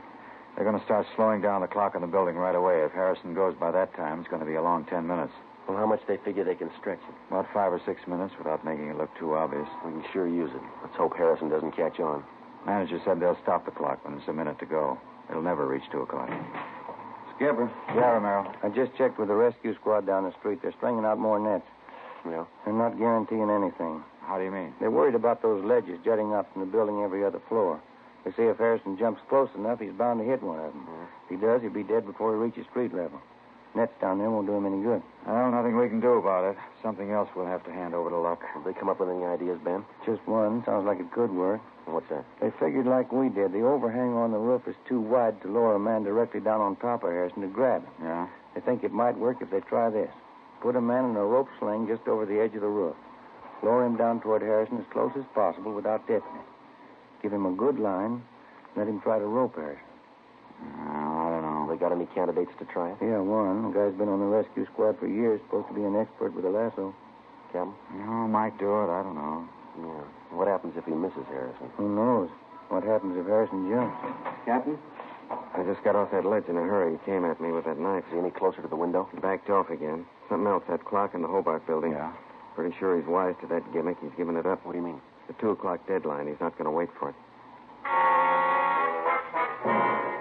1:55 p.m. A specially equipped police car with loudspeakers mounted on the roof was rushed to the intersection of 3rd and Temple Streets opposite the Fitzroy building. Sergeant Jack Wiseman took Walter Harrison's sister, Ruth, down in the elevator to the street. She got on the police car microphone and started talking to her brother over the loudspeakers. Word was passed to the special detail of men from the fire department's rescue squad standing by on the roof of the building. They went to work. Captain Steed went up to the roof to see if he could assist them. Ben and I waited in the office on the 13th floor. The nurse, Miss Lenahan, and Jean Bechtel were with us. 1:57 p.m. The men on the roof started to lower the man from the rescue squad in a rope sling. He held a double-strength lasso in his hands. The end of it was wrapped around his body and tied securely. Ben and I watched from the window. We looked along the narrow ledge. Walter Harrison stood erect and motionless, an open pocket knife in one hand, his feet poised on the brink of a 13-story jump. The voice of Harrison's sister drifted up from the loudspeakers down on the street. Walter? This is Ruth, Walter. Can you hear me? This is Ruth. I want you to come home with me, Walter. Please. You've got to understand. Sister's doing all right. Finish it for sure if he looks up. Yeah, sure will. There's nothing wrong. No one's going to hurt you. We want to help you, Walter.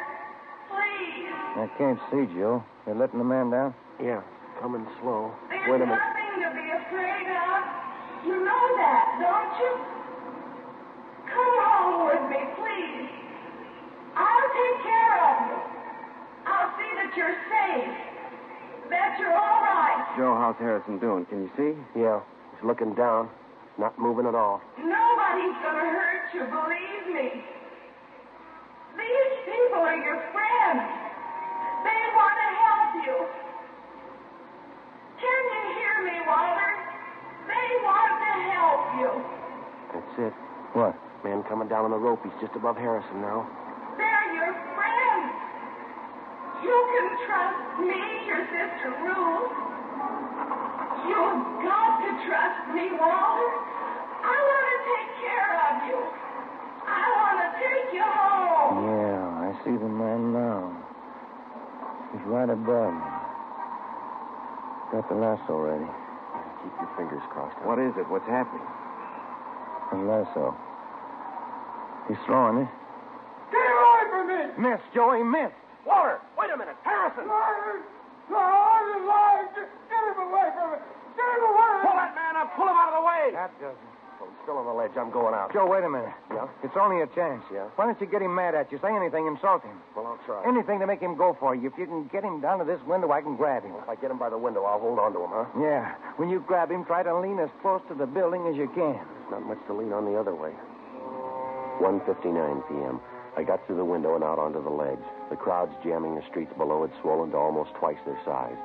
A few blocks away, the big clock on the side of the Hobart building read 5 minutes to 2, but Harrison wasn't looking at it. He still had his eyes fixed on the pavement 13 stories beneath us. He'd torn off his collar and his shirt was ripped open at the neck. He waved his arms and shouted at the crowd below as he tottered along the ledge toward the corner of the building, away from the window that I was supposed to lure him into. In his right hand, he still held onto the open pocket knife. You're not going to get your hands on me. You're not even going to get close. Wait a minute, Harrison. Watch it. You watch me, mister. I'm going to jump right through them down there. Those dirty animals. You just watch. All right, wait a minute. I got a message for you from your sister Ruth. Now, do you want to hear it? You won't get your hands on me. None of you. I'll see you later, mister. You're a phony, Harrison. You're a phony liar. I'm a what? You heard me. You're not kidding anybody. You don't think I can jump, huh? Well, you just what? Anybody can jump. Any phony can do that. What? It doesn't take anything. Those animals down there in the street, any one of them could do that. You're just like one of them. I've still got this knife. I've used it before. I can kill you. You couldn't kill anything. You haven't got the guts. You're a phony. You're a liar. You're a rotten liar. I can cut you to pieces. Oh, you talk big, Harrison, but you're all talk. I can cut you to pieces. You haven't got me fooled, mister. Not for a minute. I'll cut you to pieces. You haven't got half the nerve. You're a phony and you know it. You're a rotten liar. You stand still. Go on. You stand still and I'll show you. Oh, you talk a real good game, but that's about all. You're all talk. I'll show you. I still have my knife and I'll kill you right now. Yeah, sure you will. You're backing away. You're afraid. You're a phony, Harrison. Nobody's afraid of a phony. Cut you up good. I'm waiting for you. Come on. What's the matter, Harrison? You're not waiting. Stay still and stop backing away. Now stop! I tell you, you come and get me, huh? Haven't you got enough nerve? Or you're just talking again. All talk, huh? That window. You've got to stop by the window and then I'll cut you to pieces. All right, Harrison. Here. Now you go ahead. Prove you're a phony. All right. I'll show you. You rotten liar. All right, Walter, now drop it. I can't kill you. You rotten liar. I'll cut you to pieces. Drop it. Joe, look out. Grab them. They're going to fall.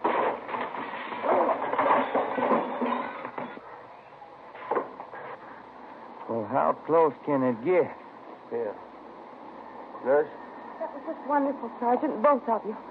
Are you all right? Yeah, fine. Would you mind getting Captain Steve for us, please? You know who he is. Oh, surely, right away.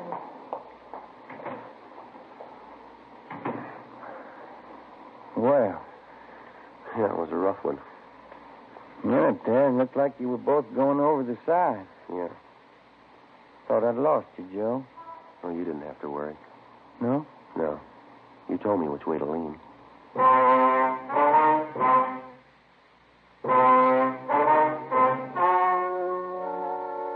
The story you have just heard was true.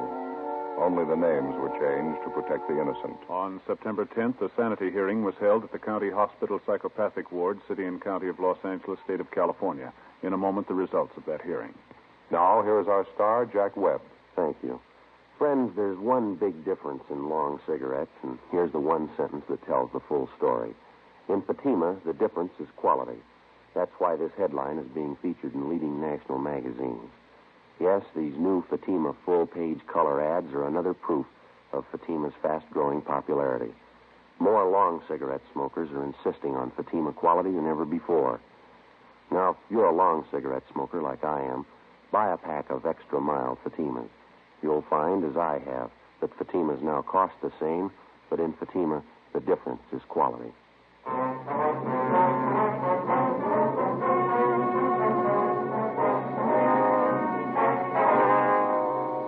After being examined by 6 psychiatrists, Walter John Harrison was judged mentally incompetent. On his sister's request, he was committed to a private sanitarium. 7 months later, Harrison took his own life by hanging.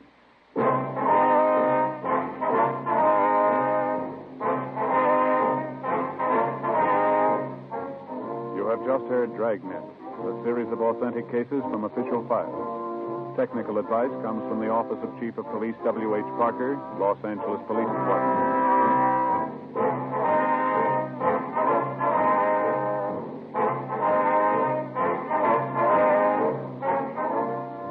Fatima Cigarettes, best of all long cigarettes, has brought you Dragnet, portions transcribed from Los Angeles.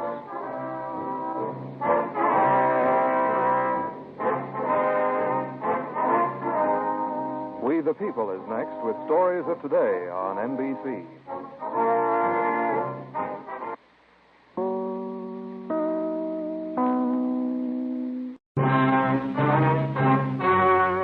The story you are about to hear is true. Only the names have been changed to protect the innocent. Fatima Cigarettes, best of all long cigarettes, brings you Dragnet.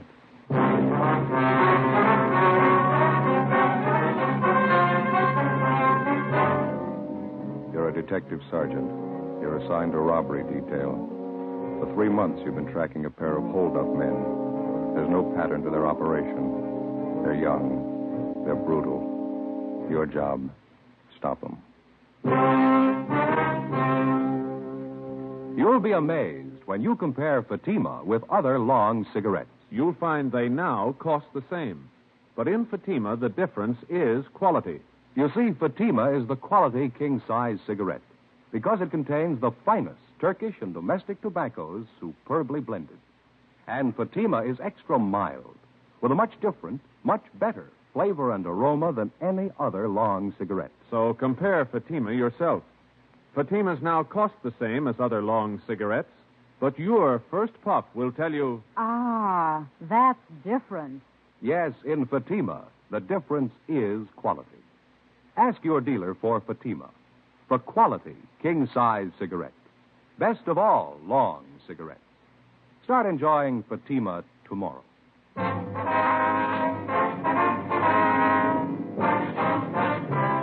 Dragnet, the documented drama of an actual crime. For the next 30 minutes, in cooperation with the Los Angeles Police Department, you will travel step by step on the side of the law through an actual case transcribed from official police files. From beginning to end, from crime to punishment, Dragnet is the story of your police force in action.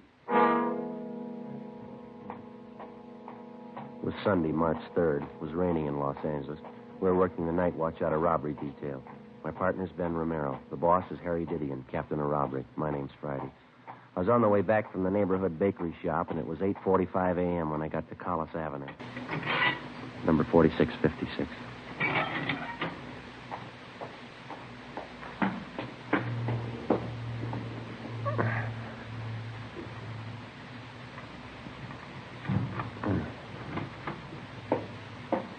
Joe? Yeah. What happened? Wasn't the bakery open? Oh, yeah, it was open. I got the stuff right here. Oh. They have any raisin bread? Yeah, right here.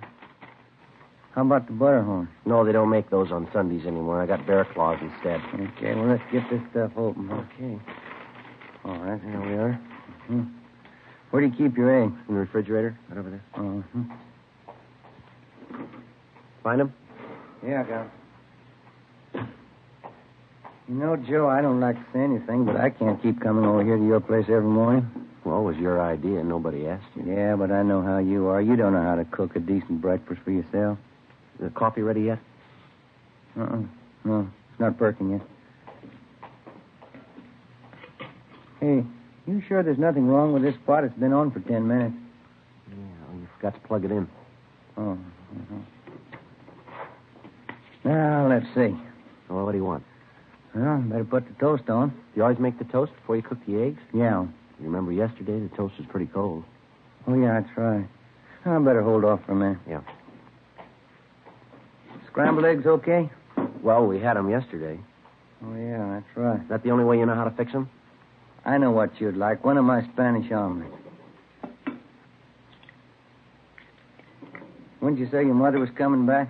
Oh, in about 3 more days. Yeah, that'll make a week, won't it? Yeah, that's right. Well, I guess I can work something out with Amy. Wife doesn't like me coming over here every morning like this. Well, I told you before, I can make out all right here. Oh, I know how it is. You think you're imposing. You'd be lost without your can opener. Say, is this omelet of yours going to take very long? We haven't got very much time, you know. I'll have it on your plate in a jiffy. What time are we supposed to see those victims? 9:30 at the county hospital. Where's your tomatoes? In the refrigerator. Oh, uh-huh. Yeah, 23 jobs in 3 months. Those guys really move, don't they? Yeah. Nice tomatoes, Joe. That Hollenbeck job last night. Vicious punks. Yeah, there's no reason to work the old man over the way they did. What'd the doctor say? Well, he's going to get over it all right, but they kicked out all of his front teeth. He's 50 years old. Same M.O. Every job. Aren't you going to peel those? No, skins are good for you. Now, you got a nice big Bermuda? Bermuda onion. Oh, yeah. I'll get you one. Kids. 19, 20-year-old stick-up artists. Knock a man's senses for $50. Robbing, slugging, kicking their way around the city. Yeah. This'll be one bunch I'll be glad to catch up with. Here's your onion. Good. Well, now, wait a minute. You're going to peel that, aren't you? And lose half the flavor? I don't know. I always peel them. I see now. There now. Now mix the whole works together.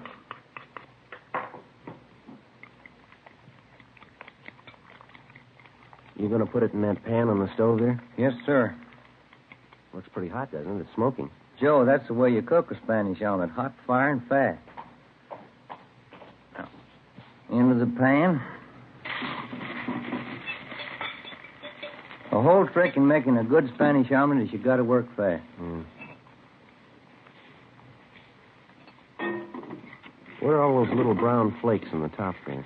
Oh, the onion skins. No, I don't know. That doesn't look right to me. Wait till you taste it.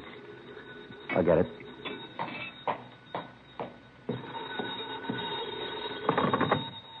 Friday talking. Elton Young, Joe. Romero there with you? Yeah, he's here. You two are supposed to see those robbery victims at the county hospital this morning, aren't you? Yeah, at 9:30. Well, cancel that out. Gonzalez and Powers are covering on that. Yeah, how come? Just got the call. South Grand and Colonial, 211 and slugging. Same description. Looks like the kid bandits. All right, we'll get right on it. It's a newsstand near the corner. Right. Bye. Look at that, Joe. I just took it out of the pan. Yeah. Best Spanish omelet I ever made. That's too bad. We're not going to have time to eat it. 8:55 a.m. We left the house and drove to the scene of the holdup, one door from the corner of South Grand and Colonial Avenue. The victims were Mr. and Mrs. John Wilden, proprietors of a small newspaper and soft drink stand just off the intersection. Mrs. Wilden was being carried to a waiting ambulance when we got there. She was unconscious. From her forehead to her chin, her face was a swollen mass of welts. Her nose had been broken, and she had fractures of the jaw and cheekbone. Her husband, John Wilden, age 56, had a single bruise on his forehead over his left eye. We questioned him after the ambulance attendants gave him first aid. His description of the holdup men tallied almost perfectly. One was a redhead, the other one had dark hair. Both about the same height. I'd say they're as tall as you are, officer. Matches, Joe. Kid bandit. Yeah. Had you ever seen either one of these men before, Mr. Wilden, around the neighborhood, maybe? No, never did. I don't know why they picked on Madeline and me for a holdup. We'd never been robbed before. We just got this little hole in the wall here. I don't see how it could look worthwhile to any crook. You usually open up this early on Sunday morning? Oh, yeah. Sunday's one of our big days. You see, we handle all the Sunday papers. You get our big trade from the people going to church up the street there. St. Joseph's? Yes, sir, I see. After the church lets out, most of the people head down this way and pick up their Sunday papers. We sell about 15, 20 papers after every Mass. It's a nice little business, you know. We close up after 12:15. Well, when did the holdup take place? Can you remember that, sir? Well, I'd say 8:30, a few minutes after. I went down to the Athens Cafe down the street there. I wanted to get some change. I left Madeline here to handle the counter. Madeline, that's my wife. Yes, sir. And when I got back, she wasn't behind the counter. I took a look behind here and saw her cash box laying on the cement there, empty, and I didn't know what to think. Mm-hmm. What'd you do then? Well, I pushed through this door here. It's a little dinky storeroom just back at the counter. It's where we keep our supplies, candy and soda water. I see. You mind if we take a look, sir? No, not at all. Come right ahead. Mm-hmm. You see, when I came in, first thing I saw was Madeline. That's my wife. And she was lying there on the boards moaning, had her hands over her face. The two young fellows were standing over her, and both had guns. Mm-hmm.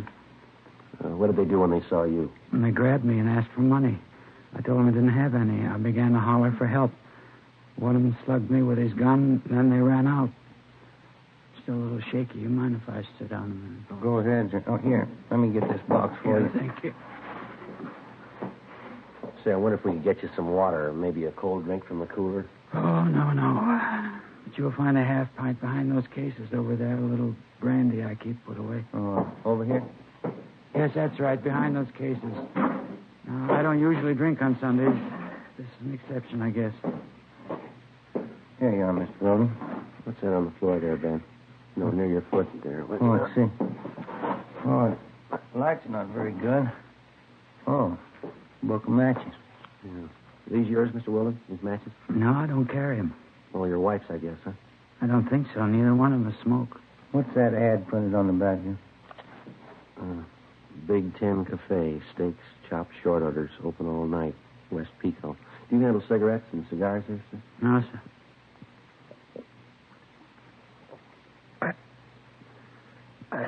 Candy and soft drinks and newspapers, that's all. Mm-hmm. Oh, inside of the matchbook cover, Joe, some scribbling on it. George Bell, S. Cameron, 5th and Alameda. Do you recognize this at all, Mr. Wilden? Big Ten Cafe. No, I've never been there. Now, how about the names here, inside the cover? George Bell, S. Cameron. No, I never heard of them.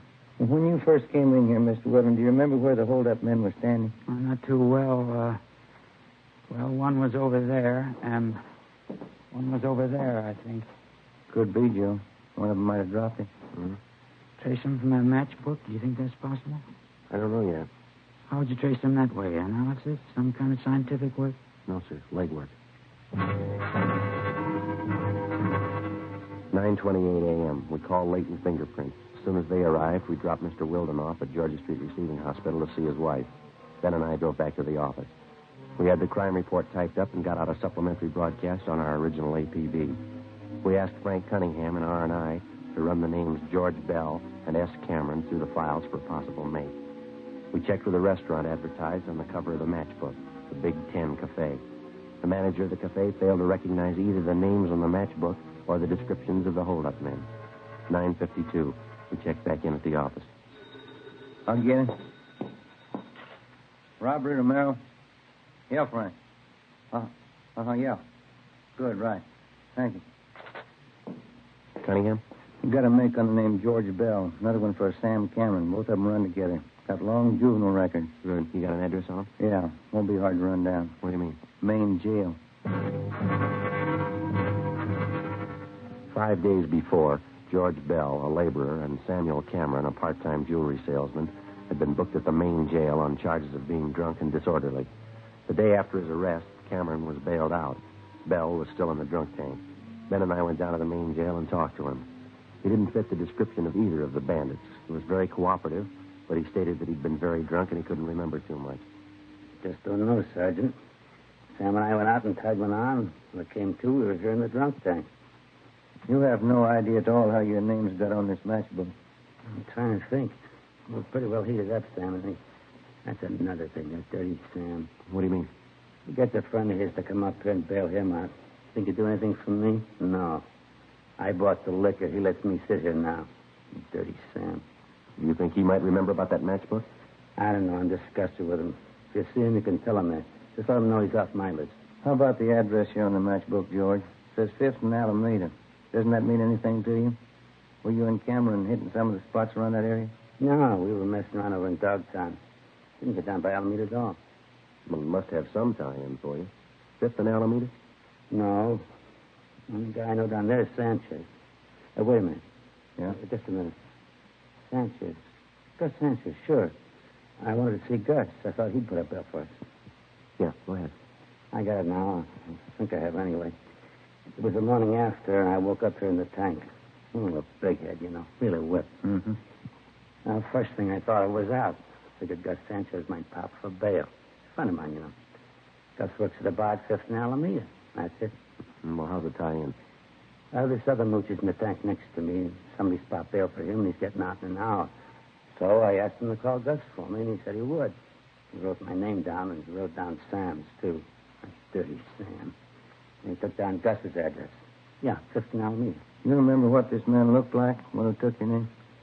Oh, let's see. No, everything was going around. He's kind of tall, I don't know. Would you remember him if you saw him again? Guy did me a favor. I'd remember him. Not like that dirty Sam. Well, how about his name? Did he tell you that? No, I didn't ask him. I should have, huh?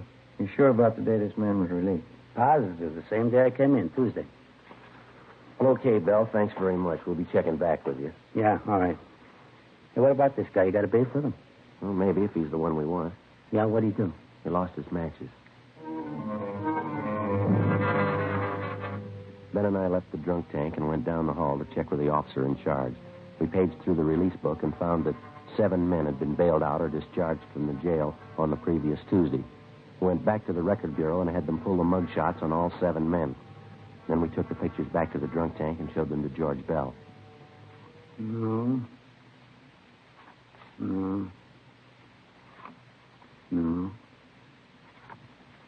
Yeah, this one, I think. Can't be sure. I think that's him. George Bell had tentatively identified the mugshot of a Fred Gunther, WMA, 21 years old. Gunther had a previous record of grand theft auto, purse snatching, and drunk charges. His picture matched closely with the description of one of the suspects. 4 a.m., we contacted the Kid Bandit's most recent victim, John Wilden, at his home.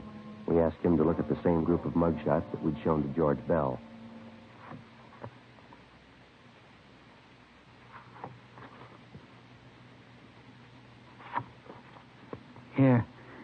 Here, he's one of them. You sure, Mr. Wilden? He's the one who slugged me. Who is he? His name's Fred Gunther. Oh, then you know him. You want me to identify him? Yes, sir, when we find him.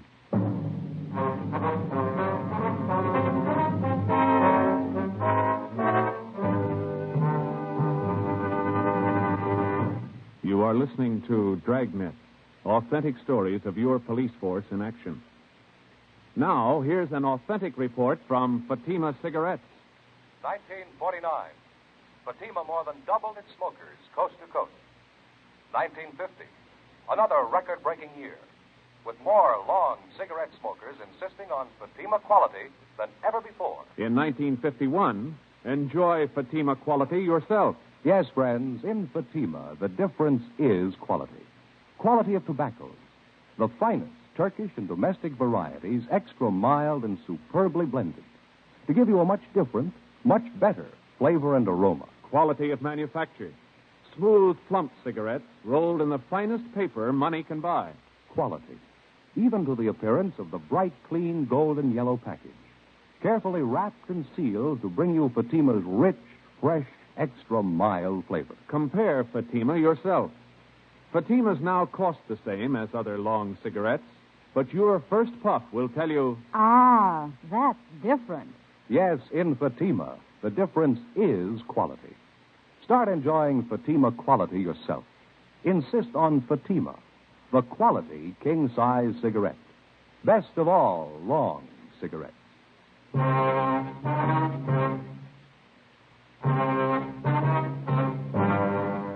Monday, March 4th, 9 a.m.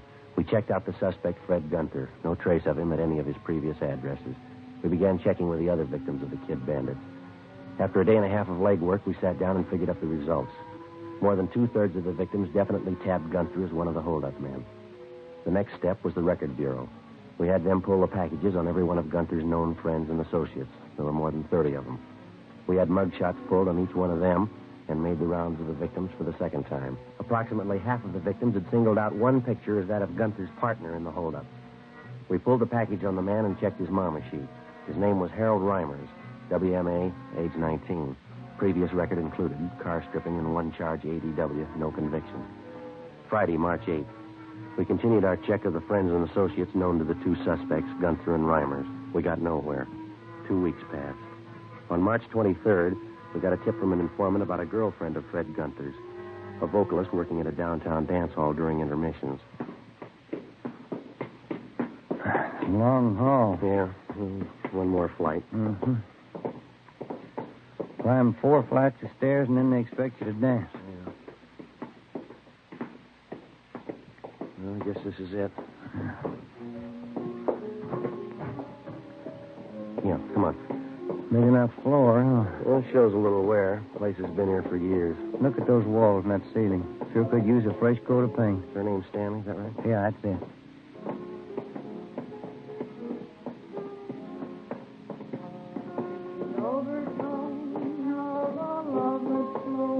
Excuse me? Your name Lorraine Stanley? Yeah, that's right. Sweet Lorraine, that's my billing. You with the band? No, we're police officers. We'd like to talk to you for a minute if we can. Oh, sure, all right. I was just rehearsing a little. What's it about, officer? Do you know Fred Gunther, Miss Stanley? Fred? Yeah, I know him. I used to be engaged to Fred. You happen to know where he is now? No, I don't. Guess I haven't heard from him in 3-4 months. Usually looks me up when I'm in town. Maybe he's sore about something, I don't know. Has he contacted you at all? Not since I got back from Bakersfield a month ago. I played 32 weeks in Bakersfield, the Ramble Inn. Sure hated to leave, nice place. Mm-hmm. Where does Gunther stay in town? Do you happen to know that? Used to be that hotel on South Flower. Called him there, but they said he moved. Used to like Fred a lot. Not enough to marry him, though. Do you have any idea where he might have gone, where we could contact him? No, I really don't. Nothing wrong, is there, Fred, I mean? No, it's just a routine investigation. We'd like to talk to him. What's it about? Can you tell me? It's a robbery investigation. We want to locate Gunther. Do you happen to know any of his friends here in the city? No. Maybe that's why he didn't call. He's in trouble. Mm-hmm. Robbery? Is that it? Well, we just like to talk to him, that's all. Well, if he's done something wrong, I'm not going to hide him. I can't afford to get mixed up in it. I've got a career to think about. I've worked too hard to throw it away. Well, how about the places Gunther usually visits, Miss Stanley? Bars, restaurants. You know any of those? Well, I remember a few. I can give you the names if you like. Poor Fred. I hope he didn't do it for me. Ma'am? Well, Fred says he's in love with me. I don't know. He thinks I want money. Maybe that's why he's doing it. I told him, but he never believed me. All I want is my career. Well, do you think that Gunther might come around here to see you? Probably. He usually does when I'm in town. How about where you're living? I'm staying at a different hotel this trip. He doesn't know where to go. Poor Fred. He's going to be awfully disappointed. How do you mean? Oh, he said he was going to get money and buy a ring. He's going to marry me this time. Poor Fred.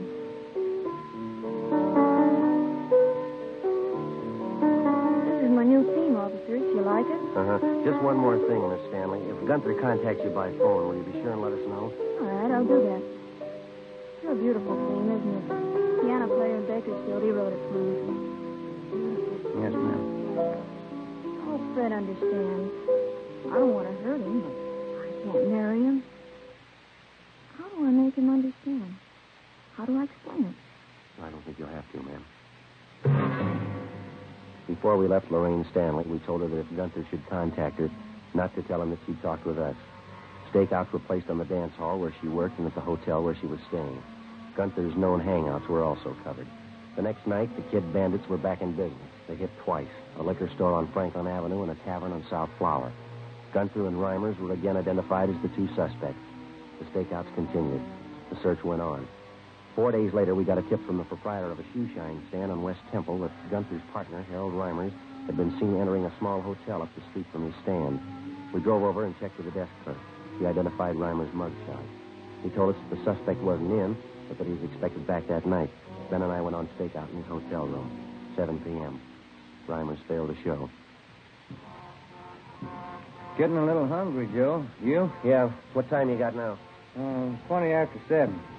Stomach's starting to growl. Hey, what's that, a parade? Well, I don't think so. Let's see. Oh, it's the Salvation Army Band. Oh, yeah, Saturday night. Might as well check the office, huh? See if we can't get a relief. Yeah. Would you get me Michigan 5211, please? Michigan 5211. Yeah, we'll pay for it, thanks. Would you close the window, George? A little noise. Yeah, okay. Robbery, please. Yeah, Young, this is from Merrill. How's that? You sure? Okay, thank you.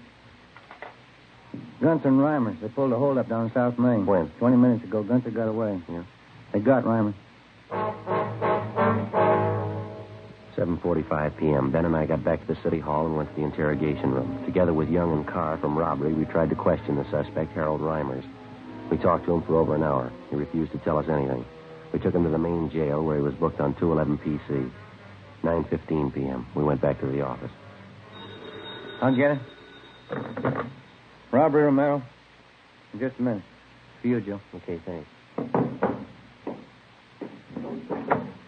Friday talking. Sergeant, this is Lorraine Stanley. Yeah, Miss Stanley. I'm over at work. The dance hall, you remember? Yes, ma'am. Anything wrong? Well, Fred just called me, Sergeant. I told the officers here. Fred Gunther? Yes, ma'am. Where is he? Did he say? No, all he said was he wanted to see me. Yeah? He said he was coming right over. 9:25 p.m. We called the men on stakeout at the dance hall and alerted them. Elton, Young, Ben, and I got in the car and drove over. We checked with the detail on stakeout. Gunther hadn't been spotted, but because of the large crowd entering and leaving the dance hall, it was possible that he could have gotten in unnoticed. We talked to the Stanley girl. She hadn't seen or heard anything further from the suspect. Ben and I staked out in her dressing room where Gunther said he'd meet the girl. It was a small converted storeroom at one end of the dance floor just behind the bandstand. Lorraine Stanley was on during the intermission. We waited. What have you got, Joe? Almost 10:30. This guy must feel pretty sure of himself. He pulls a robbery, he's almost picked up, and 3 hours later he makes a date to show in a public play. Well, he hasn't shown yet. I'm not too sure about that Stanley girl. How do you mean? Well, if she's that big an attraction for him. This is the only way out, huh? Besides that fire escape off the alley. Yeah, Young's covering the alley. Come on. Down here, Joe! He got by me. He's up the alley behind one of those trucks. He can't go far. That's a dead end. Stay here, Young, and cut him off. You all right? Yeah, he slugged me, knocked me down. I didn't see him in the dark. Come on, Ben. Yeah. Easy, huh? You're dark. Yeah.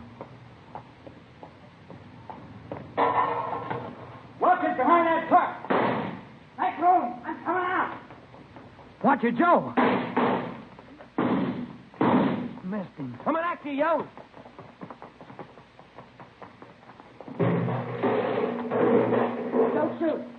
you? All right, stand still.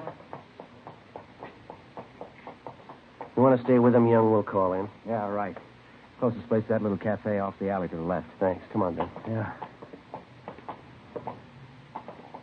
Oh, here it is. Yeah, I guess they got a phone inside. Come on.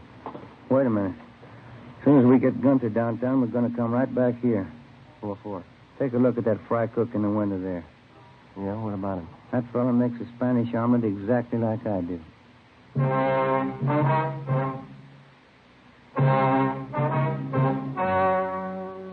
story you have just heard was true. Only the names were changed to protect the innocent. On July 19th, trial was held in Superior Court, Department 86, City and County of Los Angeles, State of California. In a moment, the results of that trial. Now, here is our star, Jack Webb. Thank you. Friends, if you're a long cigarette smoker like I am, remember, in Fatima, the difference is quality. Now, believe me, this difference is mighty important. So important that you'll always remember the first pack of Fatimas that you buy. Fatima's fast-growing popularity backs me up on that. But look, you can prove it to yourself by getting a pack of Fatimas tomorrow. You'll find that they now cost the same as other long cigarettes. And your first pack will convince you to go right on smoking them. Join me and the new thousands who enjoy Fatima's extra mildness, Fatima's rich, better flavor and aroma. You'll discover what all we Fatima smokers know. In Fatima, the difference is quality.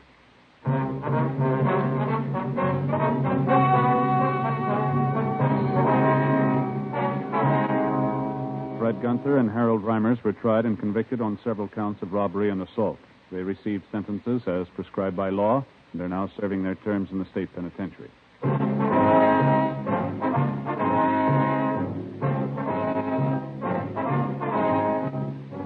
You have just heard Dragnet, a series of authentic cases from official files. Technical advice comes from the Office of Chief of Police W.H. Parker, Los Angeles Police Department.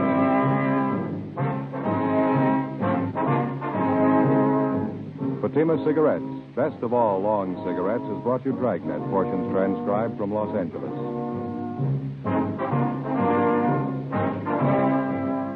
We the People is next with stories of today on NBC.